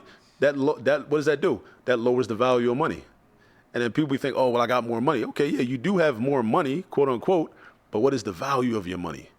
And even that, like, even just thinking in that way, like, that's mathematical thinking. Because a lot of times we get caught up in, well, okay, I got $100. I'm getting money. But we don't think about the buying power associated with that $100 or the value associated with that $100. Because if gas prices go up, because the United States goes to war with Iran, then your $100 is not going to be able to buy as much as it used to buy before they declared war with Iran. All of this is mathematical. This is one big equation. That's all it is. It's one big equation. So, to the athletes, to the entertainers, to the comedians, to anybody, like, we got to start thinking like more mathematically. And, just we got to start thinking more mathematically, because the mathematics underlies everything. Everything. Quantitative easing. I like that, brother, because, hey, you read my mind. Hey, my follow-up question, oil prices. As we know right now, here in Georgia, Akil, I saw gas jump from maybe $2.29 to like $4.15 in a matter of weeks. And it's like, bro, is this real, man? So talk to us. How does math apply to even right now of having to do mathematical equations for commutes to work, driving around of, hey, gas isn't $2.29 anymore. Now it's $4.15. Quantitative easing. Talk to us about that with this. Well, doing that, doing those calculations, because prices have increased. Of course, we have a limited supply of money, right? We don't have an unlimited supply, because if we had an unlimited supply, then a lot of this wouldn't even matter. But when you have a limited supply, you want to spend in a way where it's not going to run out. So if now gas prices are higher, right? You get less gas for the same amount of money that you used to get. So now you got some decisions to make. You can either drive less, or you can buy the same amount of gas and drive the same amount, but then unless you start making extra money at the same time, where's that money going to come from? You got to reduce either some other activities. You might have to cut off one of your streaming services, right? So it's a budgeting game, right? It's all about calculations. It's all about calculations. And the more equipped we are with making calculations, the better off we are. But a lot of times people, and so that's another thing too, because people will say, like, young people, high school students, middle school students, I've heard this one often, man, all I need to know how to do is count my money. And I'm like, bro, you don't even really know how to count your money. You know, you don't really know how to count your money. And I want to say something else in line with that. You know, out of love to parents, you know, the parents that get upset about the so-called new math or the Common Core math. I think a lot of parents, they think that the way they learned math in elementary school, they learned the algorithm for addition, they learned the algorithm for subtraction, they learned the algorithm for multiplication and long division, which is also an algorithm, and they think that means that they know arithmetic. Just knowing those algorithms or knowing algorithms alone does not mean you really know arithmetic. What the Common Core math is meant to do is teach the concept behind why the algorithms work. Because another issue is a lot of the parents that will complain about the new math and complain about Common Core math, a lot of them, when they got to Algebra 1, they started to hate math. When they got to geometry, they hated math. So there was a discrepancy somewhere. If Common Core math is taught properly, that's key. It's got to be taught properly by teachers that are trained properly, which often doesn't happen, unfortunately. Then there should be a very smooth transition from elementary school math to pre-algebra to algebra to geometry and so on. So the children will be in a better position than the parents were, right? Because this is all about, it's all a game, right? This is about keeping people out of certain job opportunities, certain career paths. That's what this is all about. Because if I can keep you away from math, you'll never be a neurosurgeon. You'll never be a cardiovascular surgeon. You're never going to be a pediatrician because you're never going to go to medical school. You're never going to take the MCAT. You may not even go to college at all. Or you may not want to go into a STEM field because you're fearful of math. You're never going to be a computer scientist, never going to be a mechanical engineer, civil engineer, industrial engineer, aerospace engineer. You're never doing none of that. You're not going to be an architect. You're not going to do none of that because I convinced you that math was too difficult, or I allowed you to believe and I marketed to you this idea that math was too difficult. So it's really about economics, the labor market, the job market, and it's a way for me to keep you out. And also the more well-off students, white boys and girls often, right, who are not being fed that narrative that math is too difficult, now they have less competition. So that's why you go down to the hospital, you say, oh, who's the chief of cardiovascular surgery? Oh, that white man right there, that white woman right there. Because they grew up and nobody told them math was too hard, or nobody allowed them to believe that math was too hard. So imagine if we are able to reimagine households, reimagine our communities, the young brothers that, when it's 85 degrees in Atlanta, they got the shiesties on, imagine if we teach them how to do calculus. Now them white kids got to compete with them black kids with the shiesties on. We teach them the algebra. We teach them, you know, kids in Philly, kids in Baltimore, kids in DC, Chicago, wherever. We teaching them calculus, we teaching them algebra, trigonometry, pre-calculus, we teaching them all that, stats, right? So now we're fucking up the job market because now a lot of the well-off people and the white people, now they got more competition now. That's the goal. That's the goal. That's one of my goals. That's one of my ambitious goals, to fuck up the job market as we know it. You know? And I think we should start spending more time and being more intentional about telling young black kids to pursue some of those careers. Because I often hear black children being pushed toward trades, and I don't have anything against. I was just about to ask you about that, cook or kill, yeah. Yeah, I don't have anything against trades, but I do often wonder why there's so many people saying you should be a plumber or you should be an electrician, and not as many people. I never hear people saying you should become a neurosurgeon, right? Now, I wonder, is it because you don't believe that they have the ability to do that? Do you think that being a plumber or an electrician is an easy way out? You know, because I wonder about that. Like, they'd have you think that like it's easy to become a plumber, easy to become an electrician. It's hard on your body too. You know, There's some difficulty involved with that. That's a skill set, right? But I wonder why not as many, at least you don't hear it as often.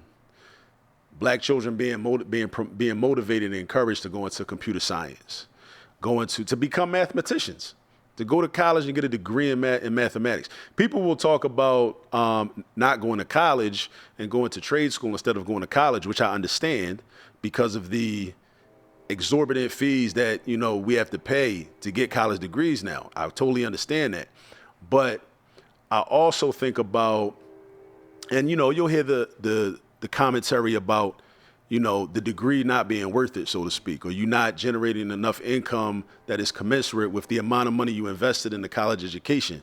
But then oftentimes we don't get deep into that conversation and talk about, well, what major are we talking about?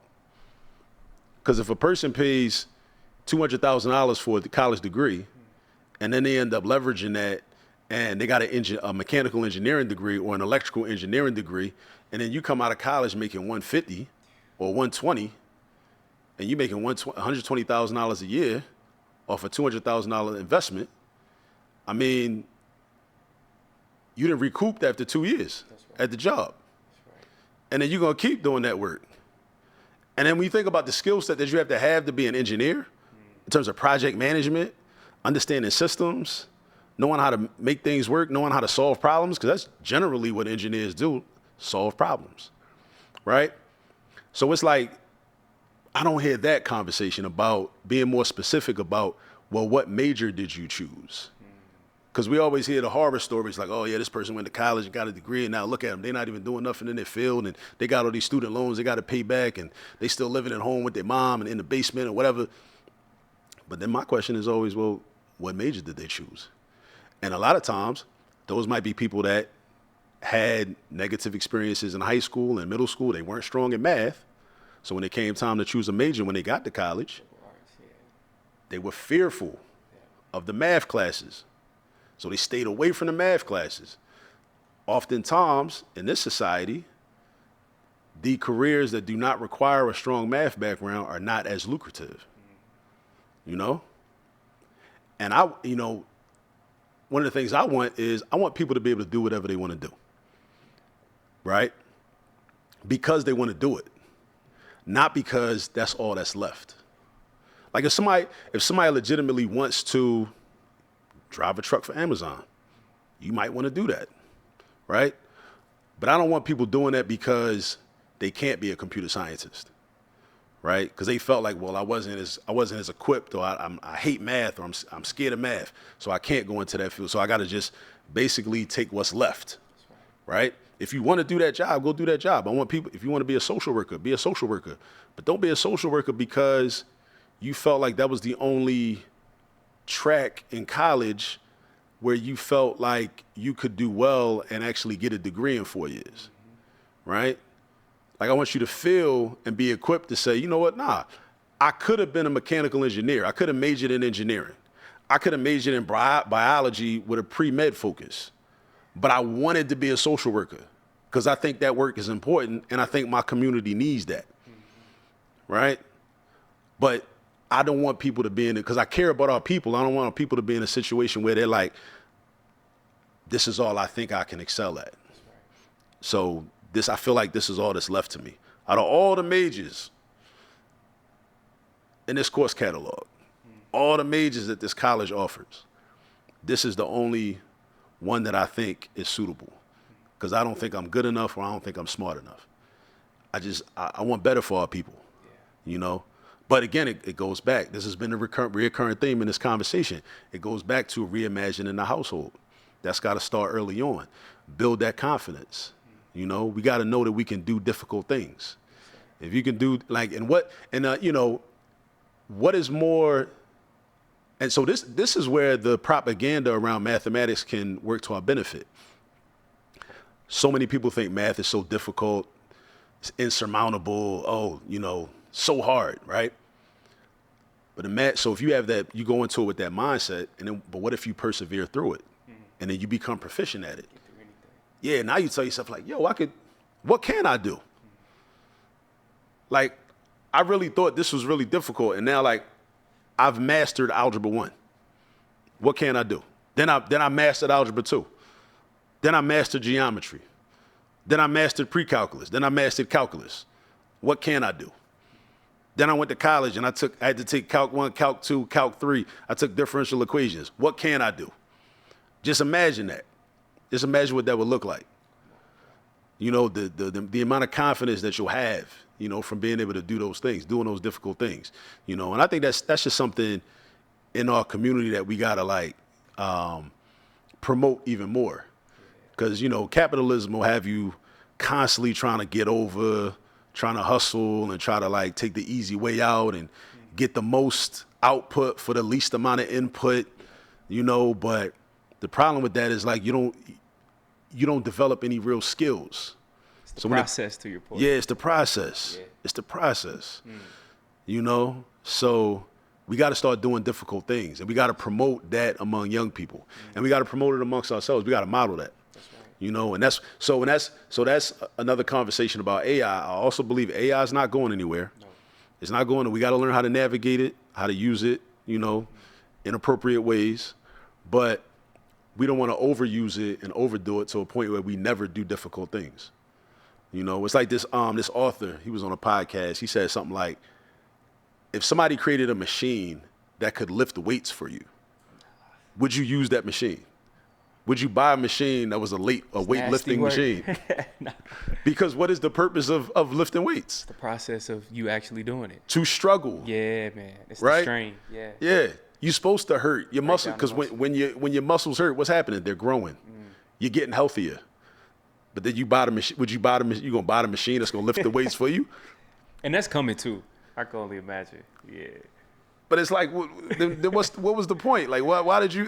It's the shortcut. Yeah. So I think but a lot of times we just do things without thinking about their impact, without thinking about the significance. Right? We just do stuff, and then if somebody advertises something in a certain way that make it looks decent, we just rock with it. But yeah, I think we gotta learn how to use any technology responsibly and in a way that does not ultimately harm us. Yeah. You know, because we miss out on opportunities to go through the process to develop skills. So, you know, because we need, and those are skills that we need, but I think a lot of people have been convinced that they won't need certain skills. So if I convince you that you're not going to need the skill, then when I also offer you a shortcut to avoid the process that would help you to attain the skill, then, you know, then you feel like, all right, well, I'll just avoid that. Similar to like a mathematician like Bob Moses. Yeah. But she put in a lot of work, and she's from Baltimore. Wow. From Baltimore, she went to Morgan, my alma mater. A lot of connections. And yeah, man, just, you know, I'm a fan. I was telling people in the audience, like, listen, I'm legitimately a fan. Like, you know, I respect her work, but I'm a fan. You know, as I learn more and more about her. And then also it was kind of like serendipitous because one of the founders of the organization, he was there, Dr. Johnny Houston, and he was talking about this initiative to kind of compile written histories of Black mathematicians. Because he said in 1960, when he was in undergrad, there were like 30, he knew of 30 Black mathematicians with PhDs. Today, there's like 250? No, it's more than that. Or something like that. But the number jumped from like 30 to like 250 at some point. Like I think in the early 90s, it was like 250 or something. So, you know, but he wants to like really chronicle and like document. It's beautiful, man. You know what I'm saying? Like, you know, Black mathematicians, because that's another key as well. Like representation matters. Representation that we control, I think, matters, right? Showing Black children and Black adults that like we really do math. Like our people really have been doing math, and we do math. We often don't see that, and we got to figure out ways to like market that. So, you know, they'll see Black mathematicians as frequently as they see Black athletes, right, Black comedians, Black actors and actresses, Black influencers, Black rappers. Did I say rappers already? No. I think I did. Yeah. But they gotta see Black mathematicians. Like just as much, you know. And speaking of that, I think something that I'm not waiting on, I think it may not happen, but if this world were mine, one of the things that the rappers, the comedians, the influencers would do is they would start spending more time showing young black youth images of themselves learning algebra, right? So come off the podcast couch, Cool, yeah. go into a classroom, take them cameras, go into a classroom, let them see you learning geometry, right? The ex-rapper, right? That wants the youth to be positive, want them to get out the streets and all that. Because that message is great. That's great messaging. But then it's like, okay, if you tell me to get out the streets or don't go into the streets, yeah, what are my options? Because if my option is, well, just stay in school, that sounds good. But then what? What if I go to a school where, you know, I'm not really being educated properly, and also, like, you know, I'm not really learning, you know, the way I need to learn, right? So, but seeing them do that, you know, I think that's one thing that could happen that would, you know, it would be using their power of celebrity or their influence, their celebrity influence. We'll say, wow, okay, so this is important. So, okay, so, you know, my favorite rapper is in class learning the quadratic formula. Huh. All right, so maybe when I come to class and my teacher's trying to teach that, maybe I might pay attention, you know, because I'm not just, maybe shouldn't just be in this class just trying to get a C, trying to figure out how I can, like, you know, use photo math to cheat or use ChatGPT to, you know, figure out the answers. You know, maybe I might want to actually learn this, you know.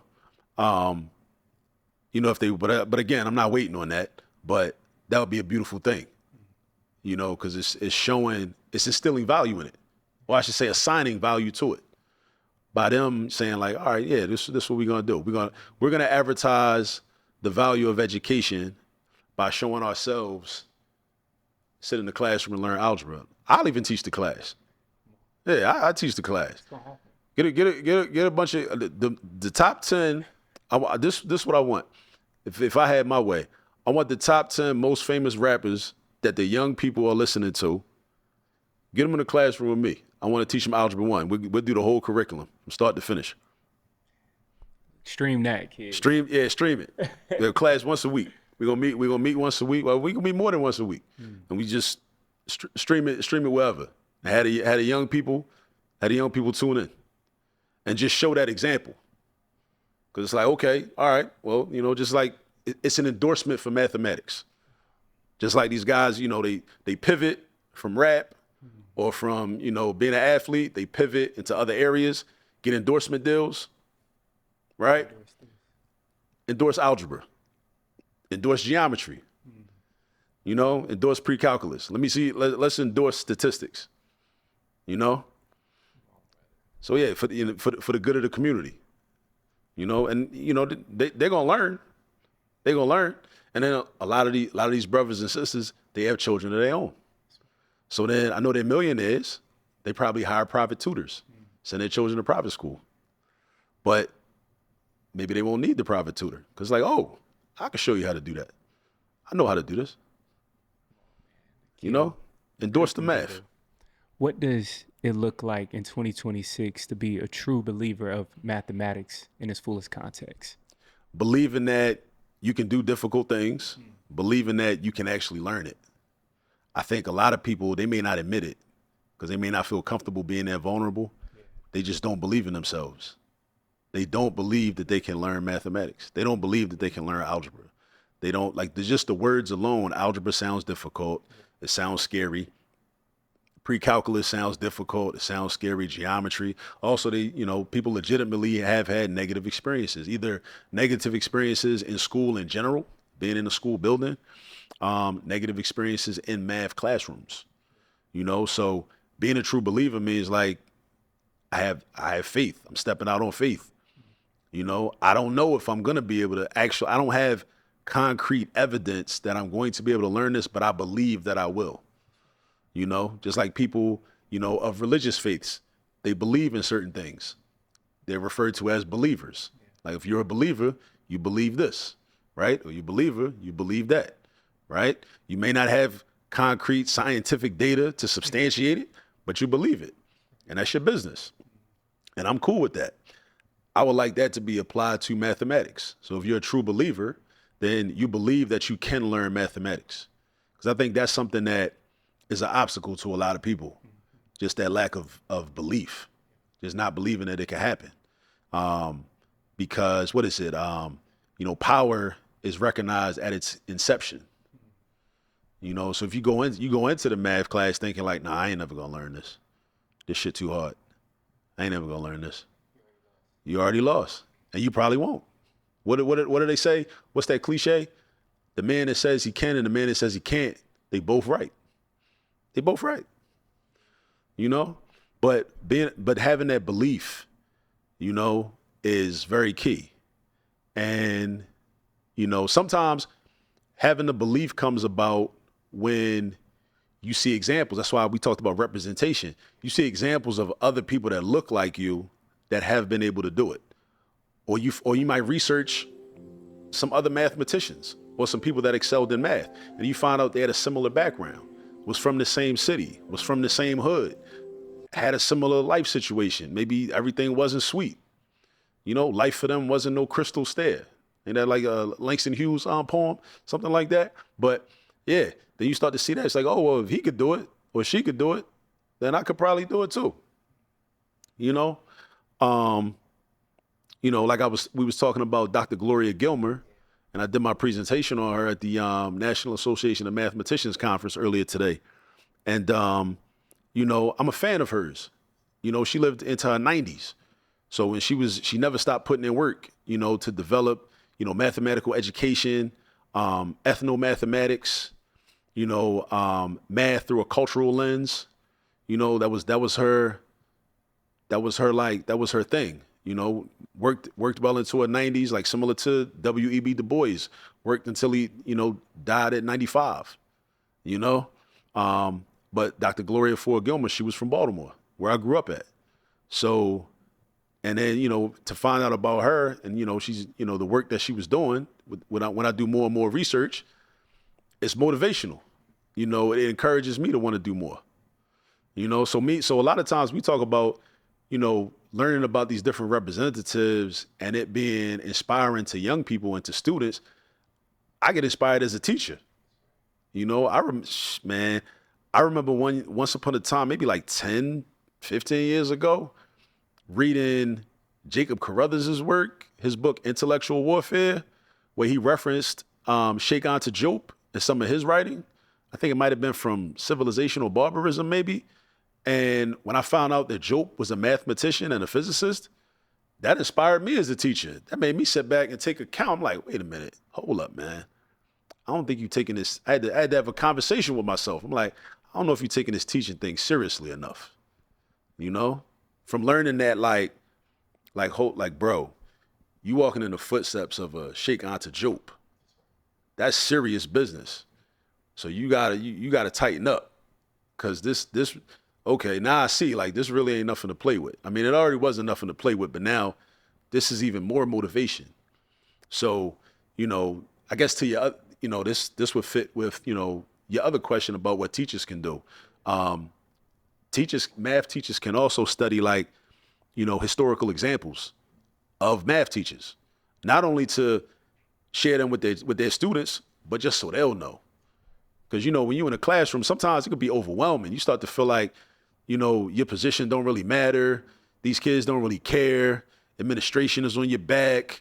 You feel disrespected. You be doing a whole lot, doing your best. And then for teacher appreciation, you get a little Dunkin' Donuts gift card or maybe a slice of pizza or whatever after school or something. You feel underappreciated. You know what I mean? But then you might need to, but studying about some black mathematicians, it kind of can put things in a different perspective and make you feel better about, your contributions, So yeah, definitely learning about those historical figures, because it's a lot of them, and then you'll end up going down a rabbit hole.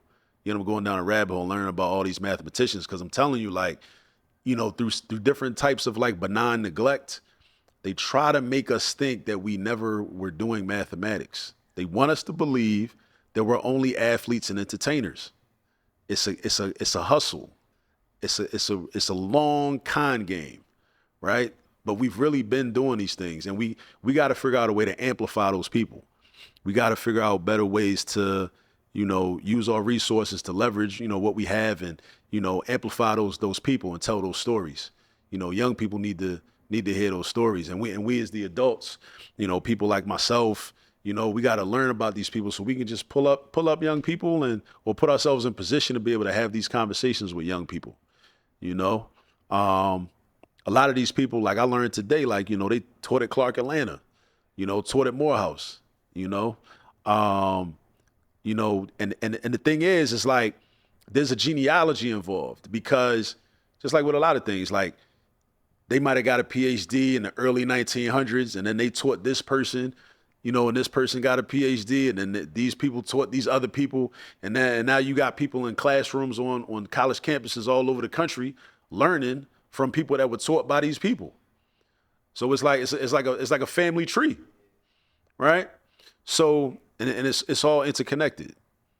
So yeah, so these are the stories that need to be told, because once this happens, this is one of the things that's needed, because this is how you get the young brothers to not take pride in shooting up a public space, potentially killing somebody, and feeling like this is how I'm going to get attention.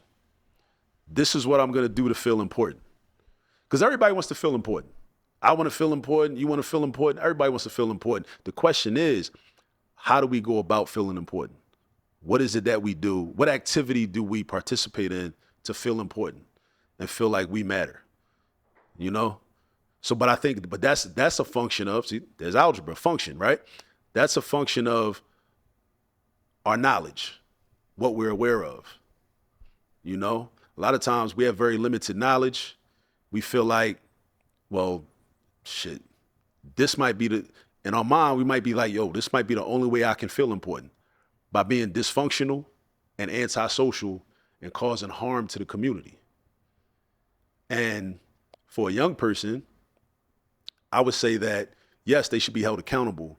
However, I think we have to hold ourselves accountable too as the elders, because we may not have created the space or the programming to be able to have conversations with that young person to impart some information to them where they could decide to feel important in a different way.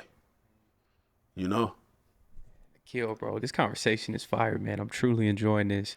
What is the overall problem with the quote unquote math unicorn? Talk to me about that concept, brother. Math unicorn. So it's like, I got love for all the people, like, you hear about, like, you see those, like, posts on social media or whatever, 12-year-old girl gets her PhD in nuclear physics, and it's like, all right, shout out to her. That's what's up. You know what I mean? But it's nothing against that person. But what often happens is it becomes discouraging, because a lot of us already have been caused to believe that, like, there's like a math gene, and that you have to be born a certain way in order to be able to excel in math. And then these stories often serve as confirmation of that idea. So then you feel like, well, see, when I was 12, I wasn't thinking like that.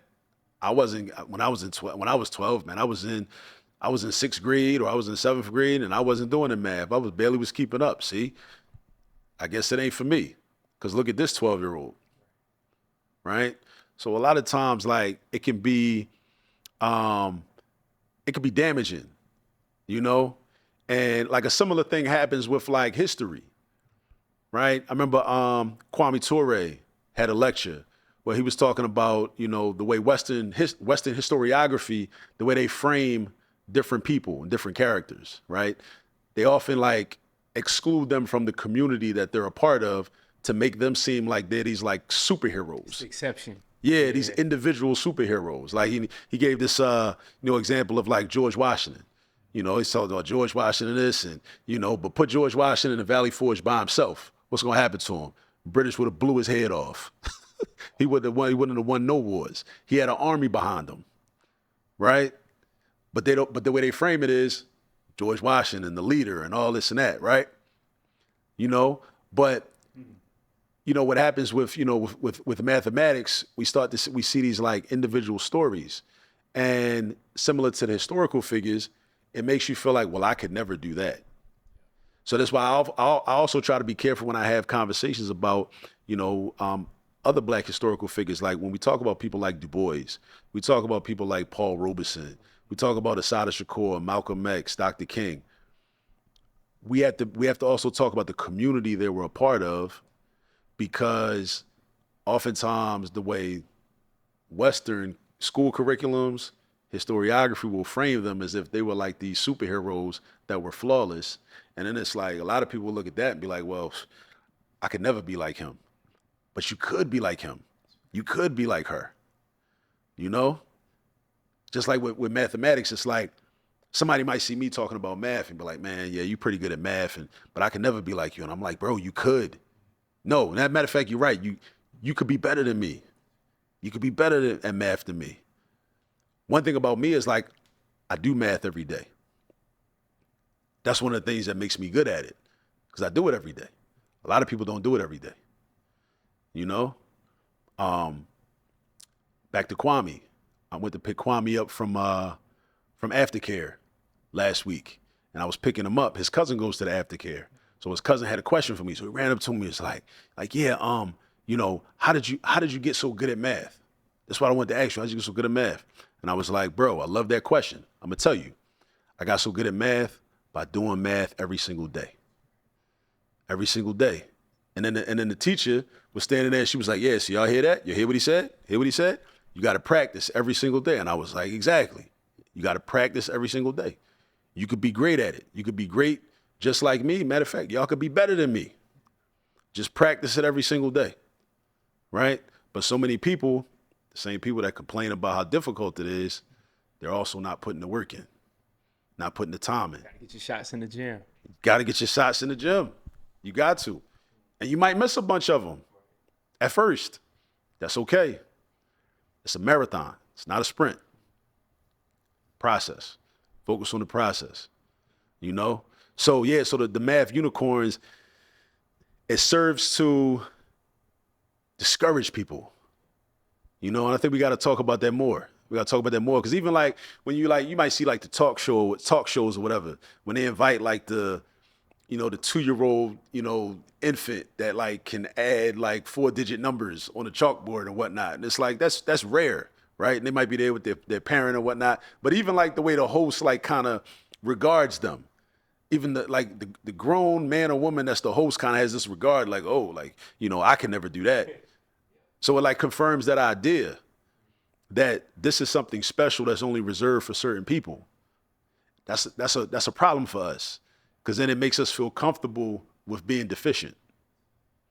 So the whole idea of the math unicorn, it's great for our ego. It's great for our ego. It might make us feel like, all right, well, okay, I see that Black person doing math, cool, right?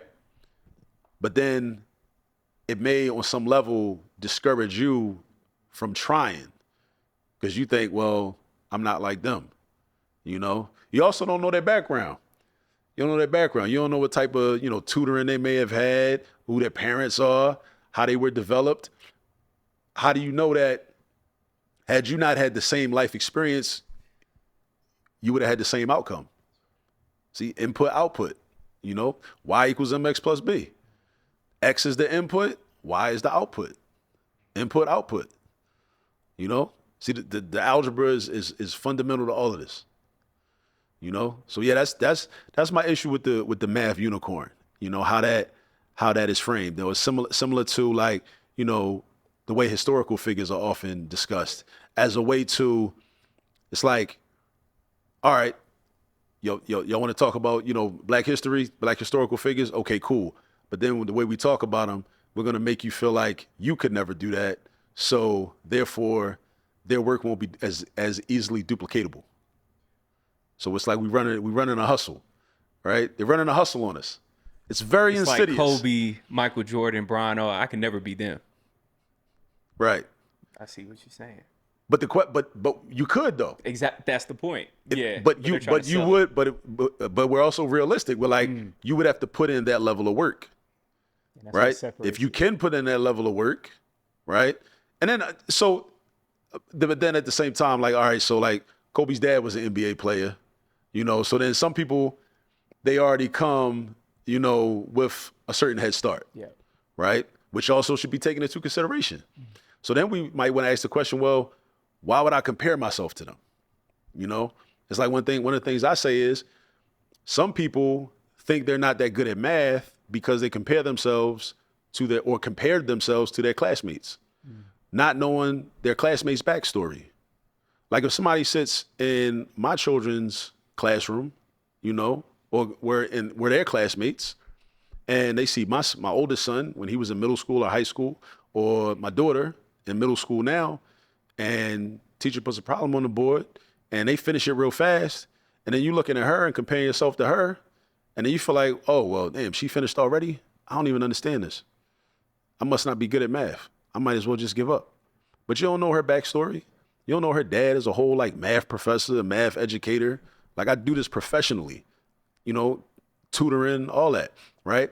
I was teaching her things at the age of 5 and 6, you know, that the school district may not even offer until middle school. So she's seen this already.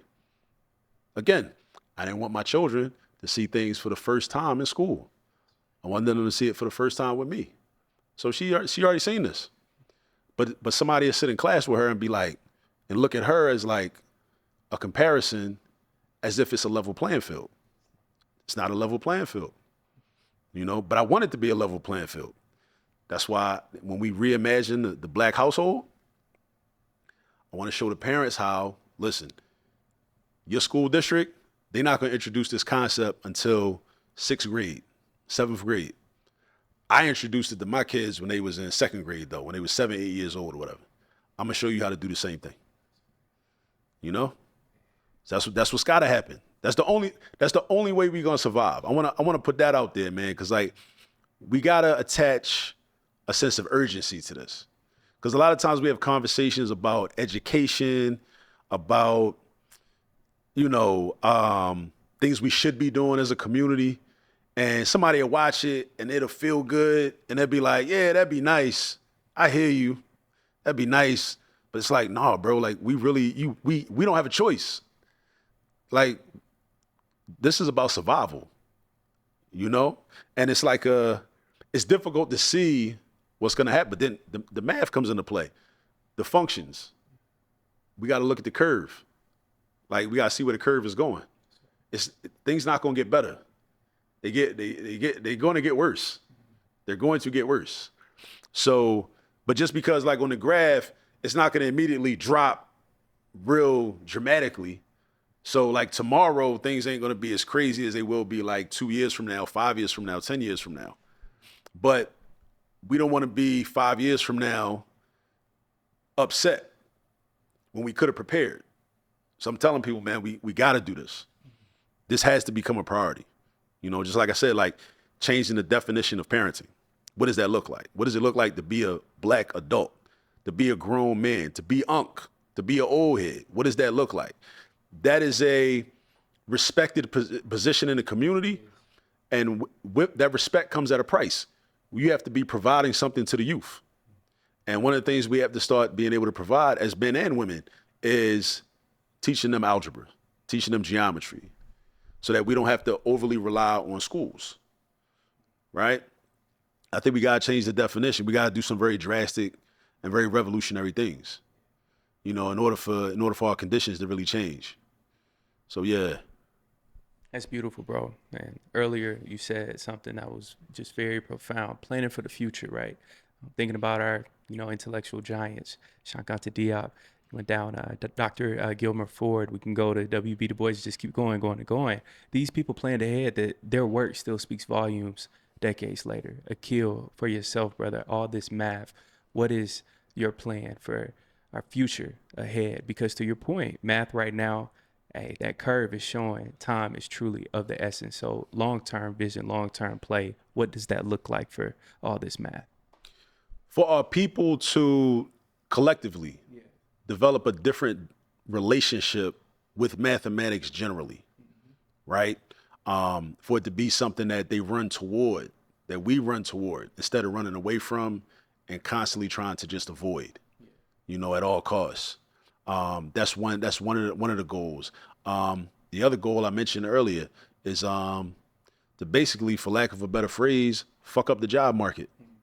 Because once we start training and developing young black youth in mathematics, then like going into a STEM career is going to be like a foregone conclusion. Because it's like, why wouldn't I? Like, I'm strong in math. You know what I'm saying? Like, I'm strong in math. I'm in 11th grade. I can do calculus. You know what I'm saying? I could do calculus with the best of them. I can find derivatives, solve integrals or whatever with the best of them. I can use chain rule, all that. I'm in 11th grade. I'm not even in 12th grade yet. So when I start thinking about my future plans, sure, I like solving problems. I like fixing things. Well, yeah, I like cars. Maybe I'll be a mechanical engineer. Maybe I'll go, work for a car company, design cars. You know what I'm saying? Work for, I might, play with the dirt bikes. Maybe I'll go work for Suzuki or Yamaha, or Honda, or whatever. Maybe, you know what I'm saying, deal with motorcycles or something like that, right? Because I have that math foundation, because I can do the math, right? So then, but when you have this influx and this larger, amount of black youth that qualify for that now the job market changes. Because now, the so-called haves that's been, eaten very easily for such a long time, now they got to compete. Now we got to compete now. Now it's a real competition. It ain't just a given that, okay, you're going to get the opportunity. Because now I could do math now. We doing math now. Yeah, those are two main things, man. To affect the job market, change our relationship with math, change how we feel about it. Because it is an emotional thing. How we feel about it. It's not just about the, how to solve the problems and the process and whatnot. It really has a lot to do with how we feel about it. Because how you feel about it, like, impacts how you're going to behave towards it, how you're going to respond to it. And I think that's often overlooked. I know, like, earlier in my teaching career, I overlooked that. I was very focused on, okay, this how you do the problems. Let's just focus. But not considering if before you came to my class and before I even met you, like in previous school years, you may have had a traumatic experience in a math class. You may have been embarrassed. The teacher may have made you feel dumb. Your classmates may have made you feel dumb. Your parents might have been frustrated trying to help you with homework, might have yelled at you, made you feel dumb, or made you feel uncomfortable, right? It's an emotional thing. So we got to figure out how to, like, help people heal from that emotional aspect. And then we can get into the business of, all right, this is how we deal with the order. This is the order of operations. This is how we use the order of operations. Then we get into that. So often we just go straight into this, the order of operations, this is how you use it. But a lot of times, like, and it don't matter. And I think this is something else that teachers got to understand. It's like, sometimes it don't matter how good your lesson is, how good your instructional style is, how good your delivery is. It don't matter. Like, if the students have this, like, emotional blockage, none of that's going to matter, because they're not going to hear you and they're going to shy away. They're going to stay away from it.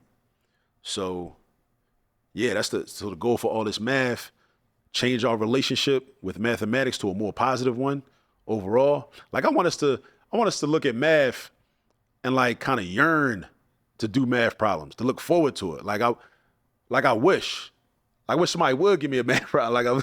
Like you want to do a math problem. I want to figure something out, because we have that type of confidence. We'll have that type of confidence where it's like, yo, okay, something to figure out. Okay, we all out here eating. It's like 13 of us at this restaurant. Yeah, bring the check out here. We about to figure this out. No stress, because I know people be getting nervous. I know people be nervous at the restaurant. But they bring the check out. That's why. And then find, oh, we don't do, sorry, man, we don't do separate checks here. Oh, heart start beating off fast. Hey, that's why I be going out to eat with just myself and my lady, bro. I don't be having time for all that, Akil. They but be ordering up. I want for us to be confident with that. I feel you, Let's though. be In the confident in math them part. situations. When you strong with the math and the algebra, and it's like, oh, it's cool. Yeah. We got this. I want us to look forward to that. And feel comfortable with it.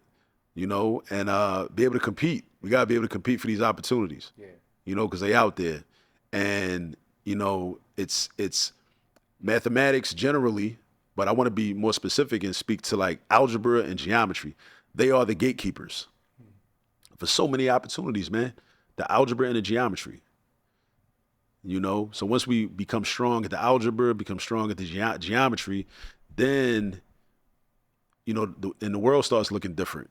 I was talking to a brother, he teaches over at Clark, talking to him earlier today, and he was like, the thing is, like, when you understand mathematics on a deeper level, like, you really see the world differently, right?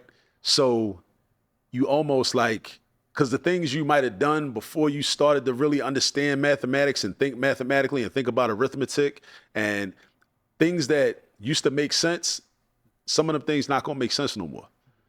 Because it's like, you're gonna realize, like, no, that's ridiculous. Like, why would I do that?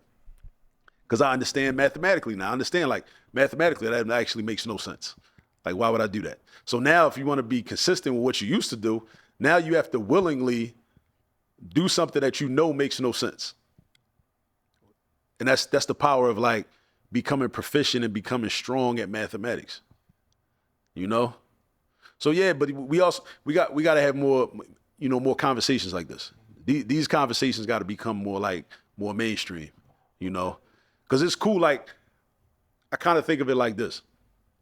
Like, at the school, every school I taught at, I was like seen as by the students as the cool teacher, the quote unquote cool teacher. And at first, that was cool. It was good for my ego. And I was glad that I could be like, the supportive teacher, the teacher that they felt they could trust, confide in, they could learn things from. But then as time went on, I thought about it. I'm like, but if I'm the quote unquote cool teacher and I'm the only one in this building, that's actually not an appropriate thing, because I'm only one person. So that means that they're going into these other classrooms for the rest of the day and they're not getting this. Disengaged, yeah. Yeah, they're not getting this. So if I'm like if I'm the only or one of the few that's like having these types of conversations around math, that's cool. But this has to become like a more mainstream thing, a more normal. It's got to become more normalized. Yeah. So I hope that, and again, appreciate you for bringing me back on your platform, man. Hey, it's mutual, bro. So I hope that, people seeing these types of conversations, they realize, like, yeah, we do need to have these types of conversations. We do need more of these types of conversations. We need to get some math educators on these platforms, because a lot, I mean, I'm sure good and well, a lot of these conversations, we talked about this last time, it'd be the same conversation topics getting regurgitated because they know they're going to get hit. They know they're going to get clicks and views, right? But it don't really grow our community and help our community. You know what I'm saying? So, yeah, we got to start having more conversations about, like, things that really matter in the long run. Times is serious right now, bro. Yeah. And it might not seem like it, but It's real. again, knowing mathematics helps you to see, because you see what's coming. The pattern. You think about patterns, exactly. You think about patterns and trends. So you see it. You know about this movie called They Live? I've heard of it, but I've never seen it. I highly recommend it. It might be on Tubi, actually. It might be streaming on Tubi. Yeah. Remember, there are Tubi movies, and then there are movies that are on Tubi. Facts. Hey, I be telling people that. They're different. Yo, you be finding some gems. There's a difference. So Yeah. They Live starred this former wrestler named Roddy Piper from the 1980s. And it was a movie about society, right? And he had these sunglasses he would put on. These like special sunglasses. Like Obey, he would see that on the board. Yeah. Yeah. Hey, I've seen that. Yeah. So it's like you see so I think I liken them sunglasses to having mathematical aptitude. You see the world differently. For what it truly is. Yeah. Because you could be out and you'll be outside and it's like, you look at everybody else and you're like, Y'all not seeing this? y'all don't see this shit? Yeah. Right? And that could be Talk about that could be a scary thing for some people, but it's like, Nah, I think you want to be able to see what's going on so you can prepare for it. And then I mean, you might feel bad sometimes because you might try to warn people that you got love for, and then they might not listen, and then you like, bro, come on, bro, like I try. Nah, that don't make sense, bro. Don't do that, they'll argue you down, and then what you said was gonna happen happens. So but there, that's what the mathematical aptitude does for you. That vision That's a great analogy, man. helps you to see the world, in a very different way. It provides worldview. You know what I mean? But that's so those that benefit from our mathematical ignorance and our mathematical illiteracy, they don't want us to have that because they profit.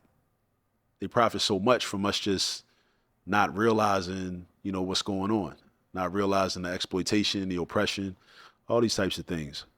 I want to be lost in the sauce, man. Yeah. Akil, I appreciate you so much, big dog. 2 hours of free game, man. One last question for you. Algorithms, right? We talk about this age of AI, everybody's tuned in. Instagram, you have a certain type of personal algorithm. TikTok, personal algorithm. What does ours need to look like as a people right now in 2026? Because, as you know, algorithms, that applies to math, all of that. But as a culture, as a people, hystematics, what should we be tuned in? Our daily algorithm, what should that look like as a people, culturally speaking, in your own eyes? We need an algorithm that's going to help get us free. An algorithm should include content that, provides book recommendations, that are going to help us not only navigate this mess that we're in, but help us get out of it. And also to help us to think more critically about what a different society would look like and and also how we maintain it. Because oftentimes, sometimes people are very, and I may have been guilty of this in the past, being so focused on trying to change the society, but not thinking about, okay, once you change it, then what? And then how do you maintain it? So, different things like that. And also just like, the algorithm should include opportunities to be happy, healthy ways to be happy, because there are a lot of things, some things make us happy that are unhealthy. Right. So we want to have, exposure to different things that make us happy in healthy ways. You know what I mean? And, ways for us to be better adults, better parents, more intellectual, because, again, like I realize, like, when you look at the youth and you realize what the youth don't know, that's often a consequence of conversations that are not being had with them. And there are adults in their lives and there are adults that are around them, but it's clear that these adults are not having these conversations or certain types of conversations. So we got to figure out ways for adults to step up and tighten up. Like adults got to tighten up, Every time we hear about some type of tragedy that, a youth is responsible for, it's an indictment on the village. It's an indictment on, the elders that are around, and that's something that, but oftentimes I think we're in a very individualistic type of mindset or mind state that a lot of us have. And Amos Wilson used this term. He juxtaposed rugged individualism with rugged familyism, because that's another game people will play. They'll be like, well, I'm only focused on me and mine, as in my biological children. But them youngins down the block, they need support too. And you might say, well, they got their own parents. Yeah, but their parents might not be doing what they're supposed to do. So if possible, I know it's not always possible, but if possible, you want to figure out how to help out those other youth beyond your biological family. You know what I mean? Yeah, if possible. So yeah, adults got to tighten up. Adults got to tighten up. Adults got to want to tighten up. And more adults that already know better, we got to do more to help those adults that need to tighten up. So it can't, because oftentimes the extent of what we do, those that know better, and that's another thing.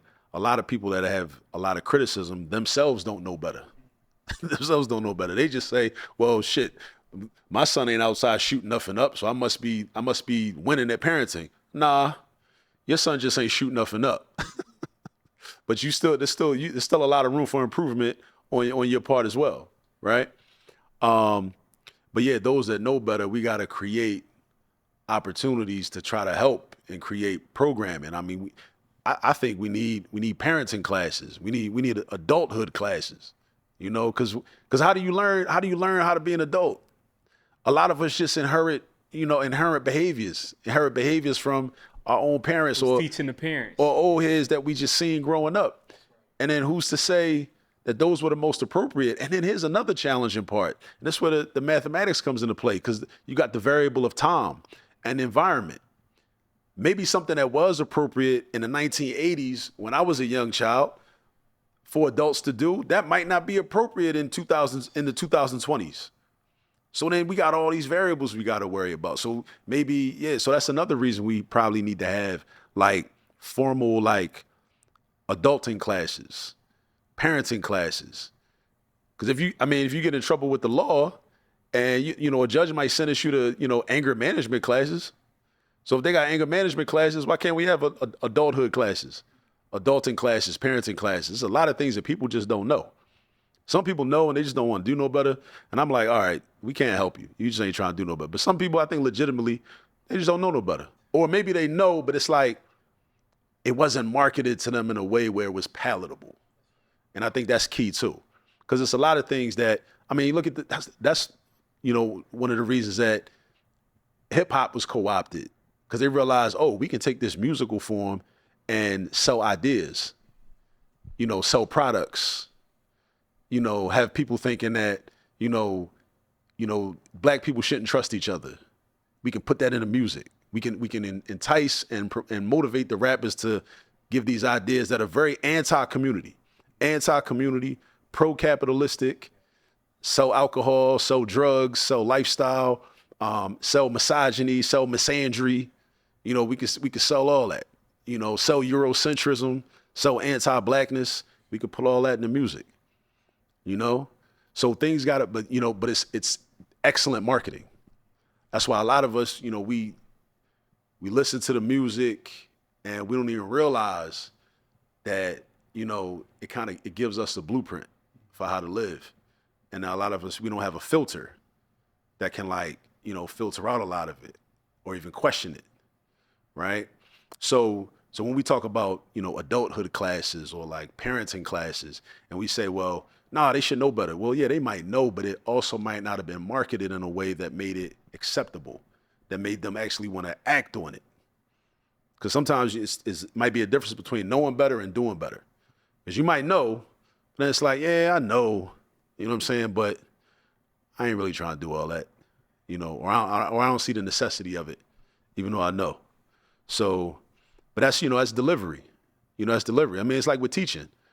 You could tell a student, but if you don't really tell them in a way that where they really get it, it might not really sink in.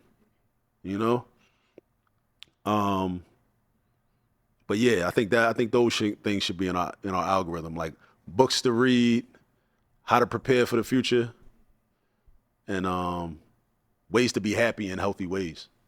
Man, Akil, on the way out, bro, where can they follow you, tap in? I appreciate you, man. Yeah, so all this math on all the social media outlets. Definitely subscribe, like, and share the YouTube channel. You'll see my young and Kwame on there on some of the more recent videos. He loves saying subscribe, subscribe, like, and share. He already know what to do. Yeah, that's his thing. Instagram, TikTok, all this math. You'll hear me talking like this. Facebook, all this math. Check out my website. For tutoring, speaking engagements, professional development, consulting work. Also, a copy of my book, How to Use All This Math, Volume 1, www.allthismath.com. Yeah, let's Kill, win. man. I salute you, brother. I appreciate you greatly. And man, this will not be the last time. So Thanks, y'all, bro. he will be back, man. Much love, brother. Keep up all the great work. Until next time, family. Hey, make sure to tap in. Do the math. What'd you say? Daily. Tap in, Daily. bro. Get it done, man. Hey, we love and appreciate all of y'all. Thank you guys again. Blessed be your host, Caleb Smith. Until next time, family. Peace. Peace.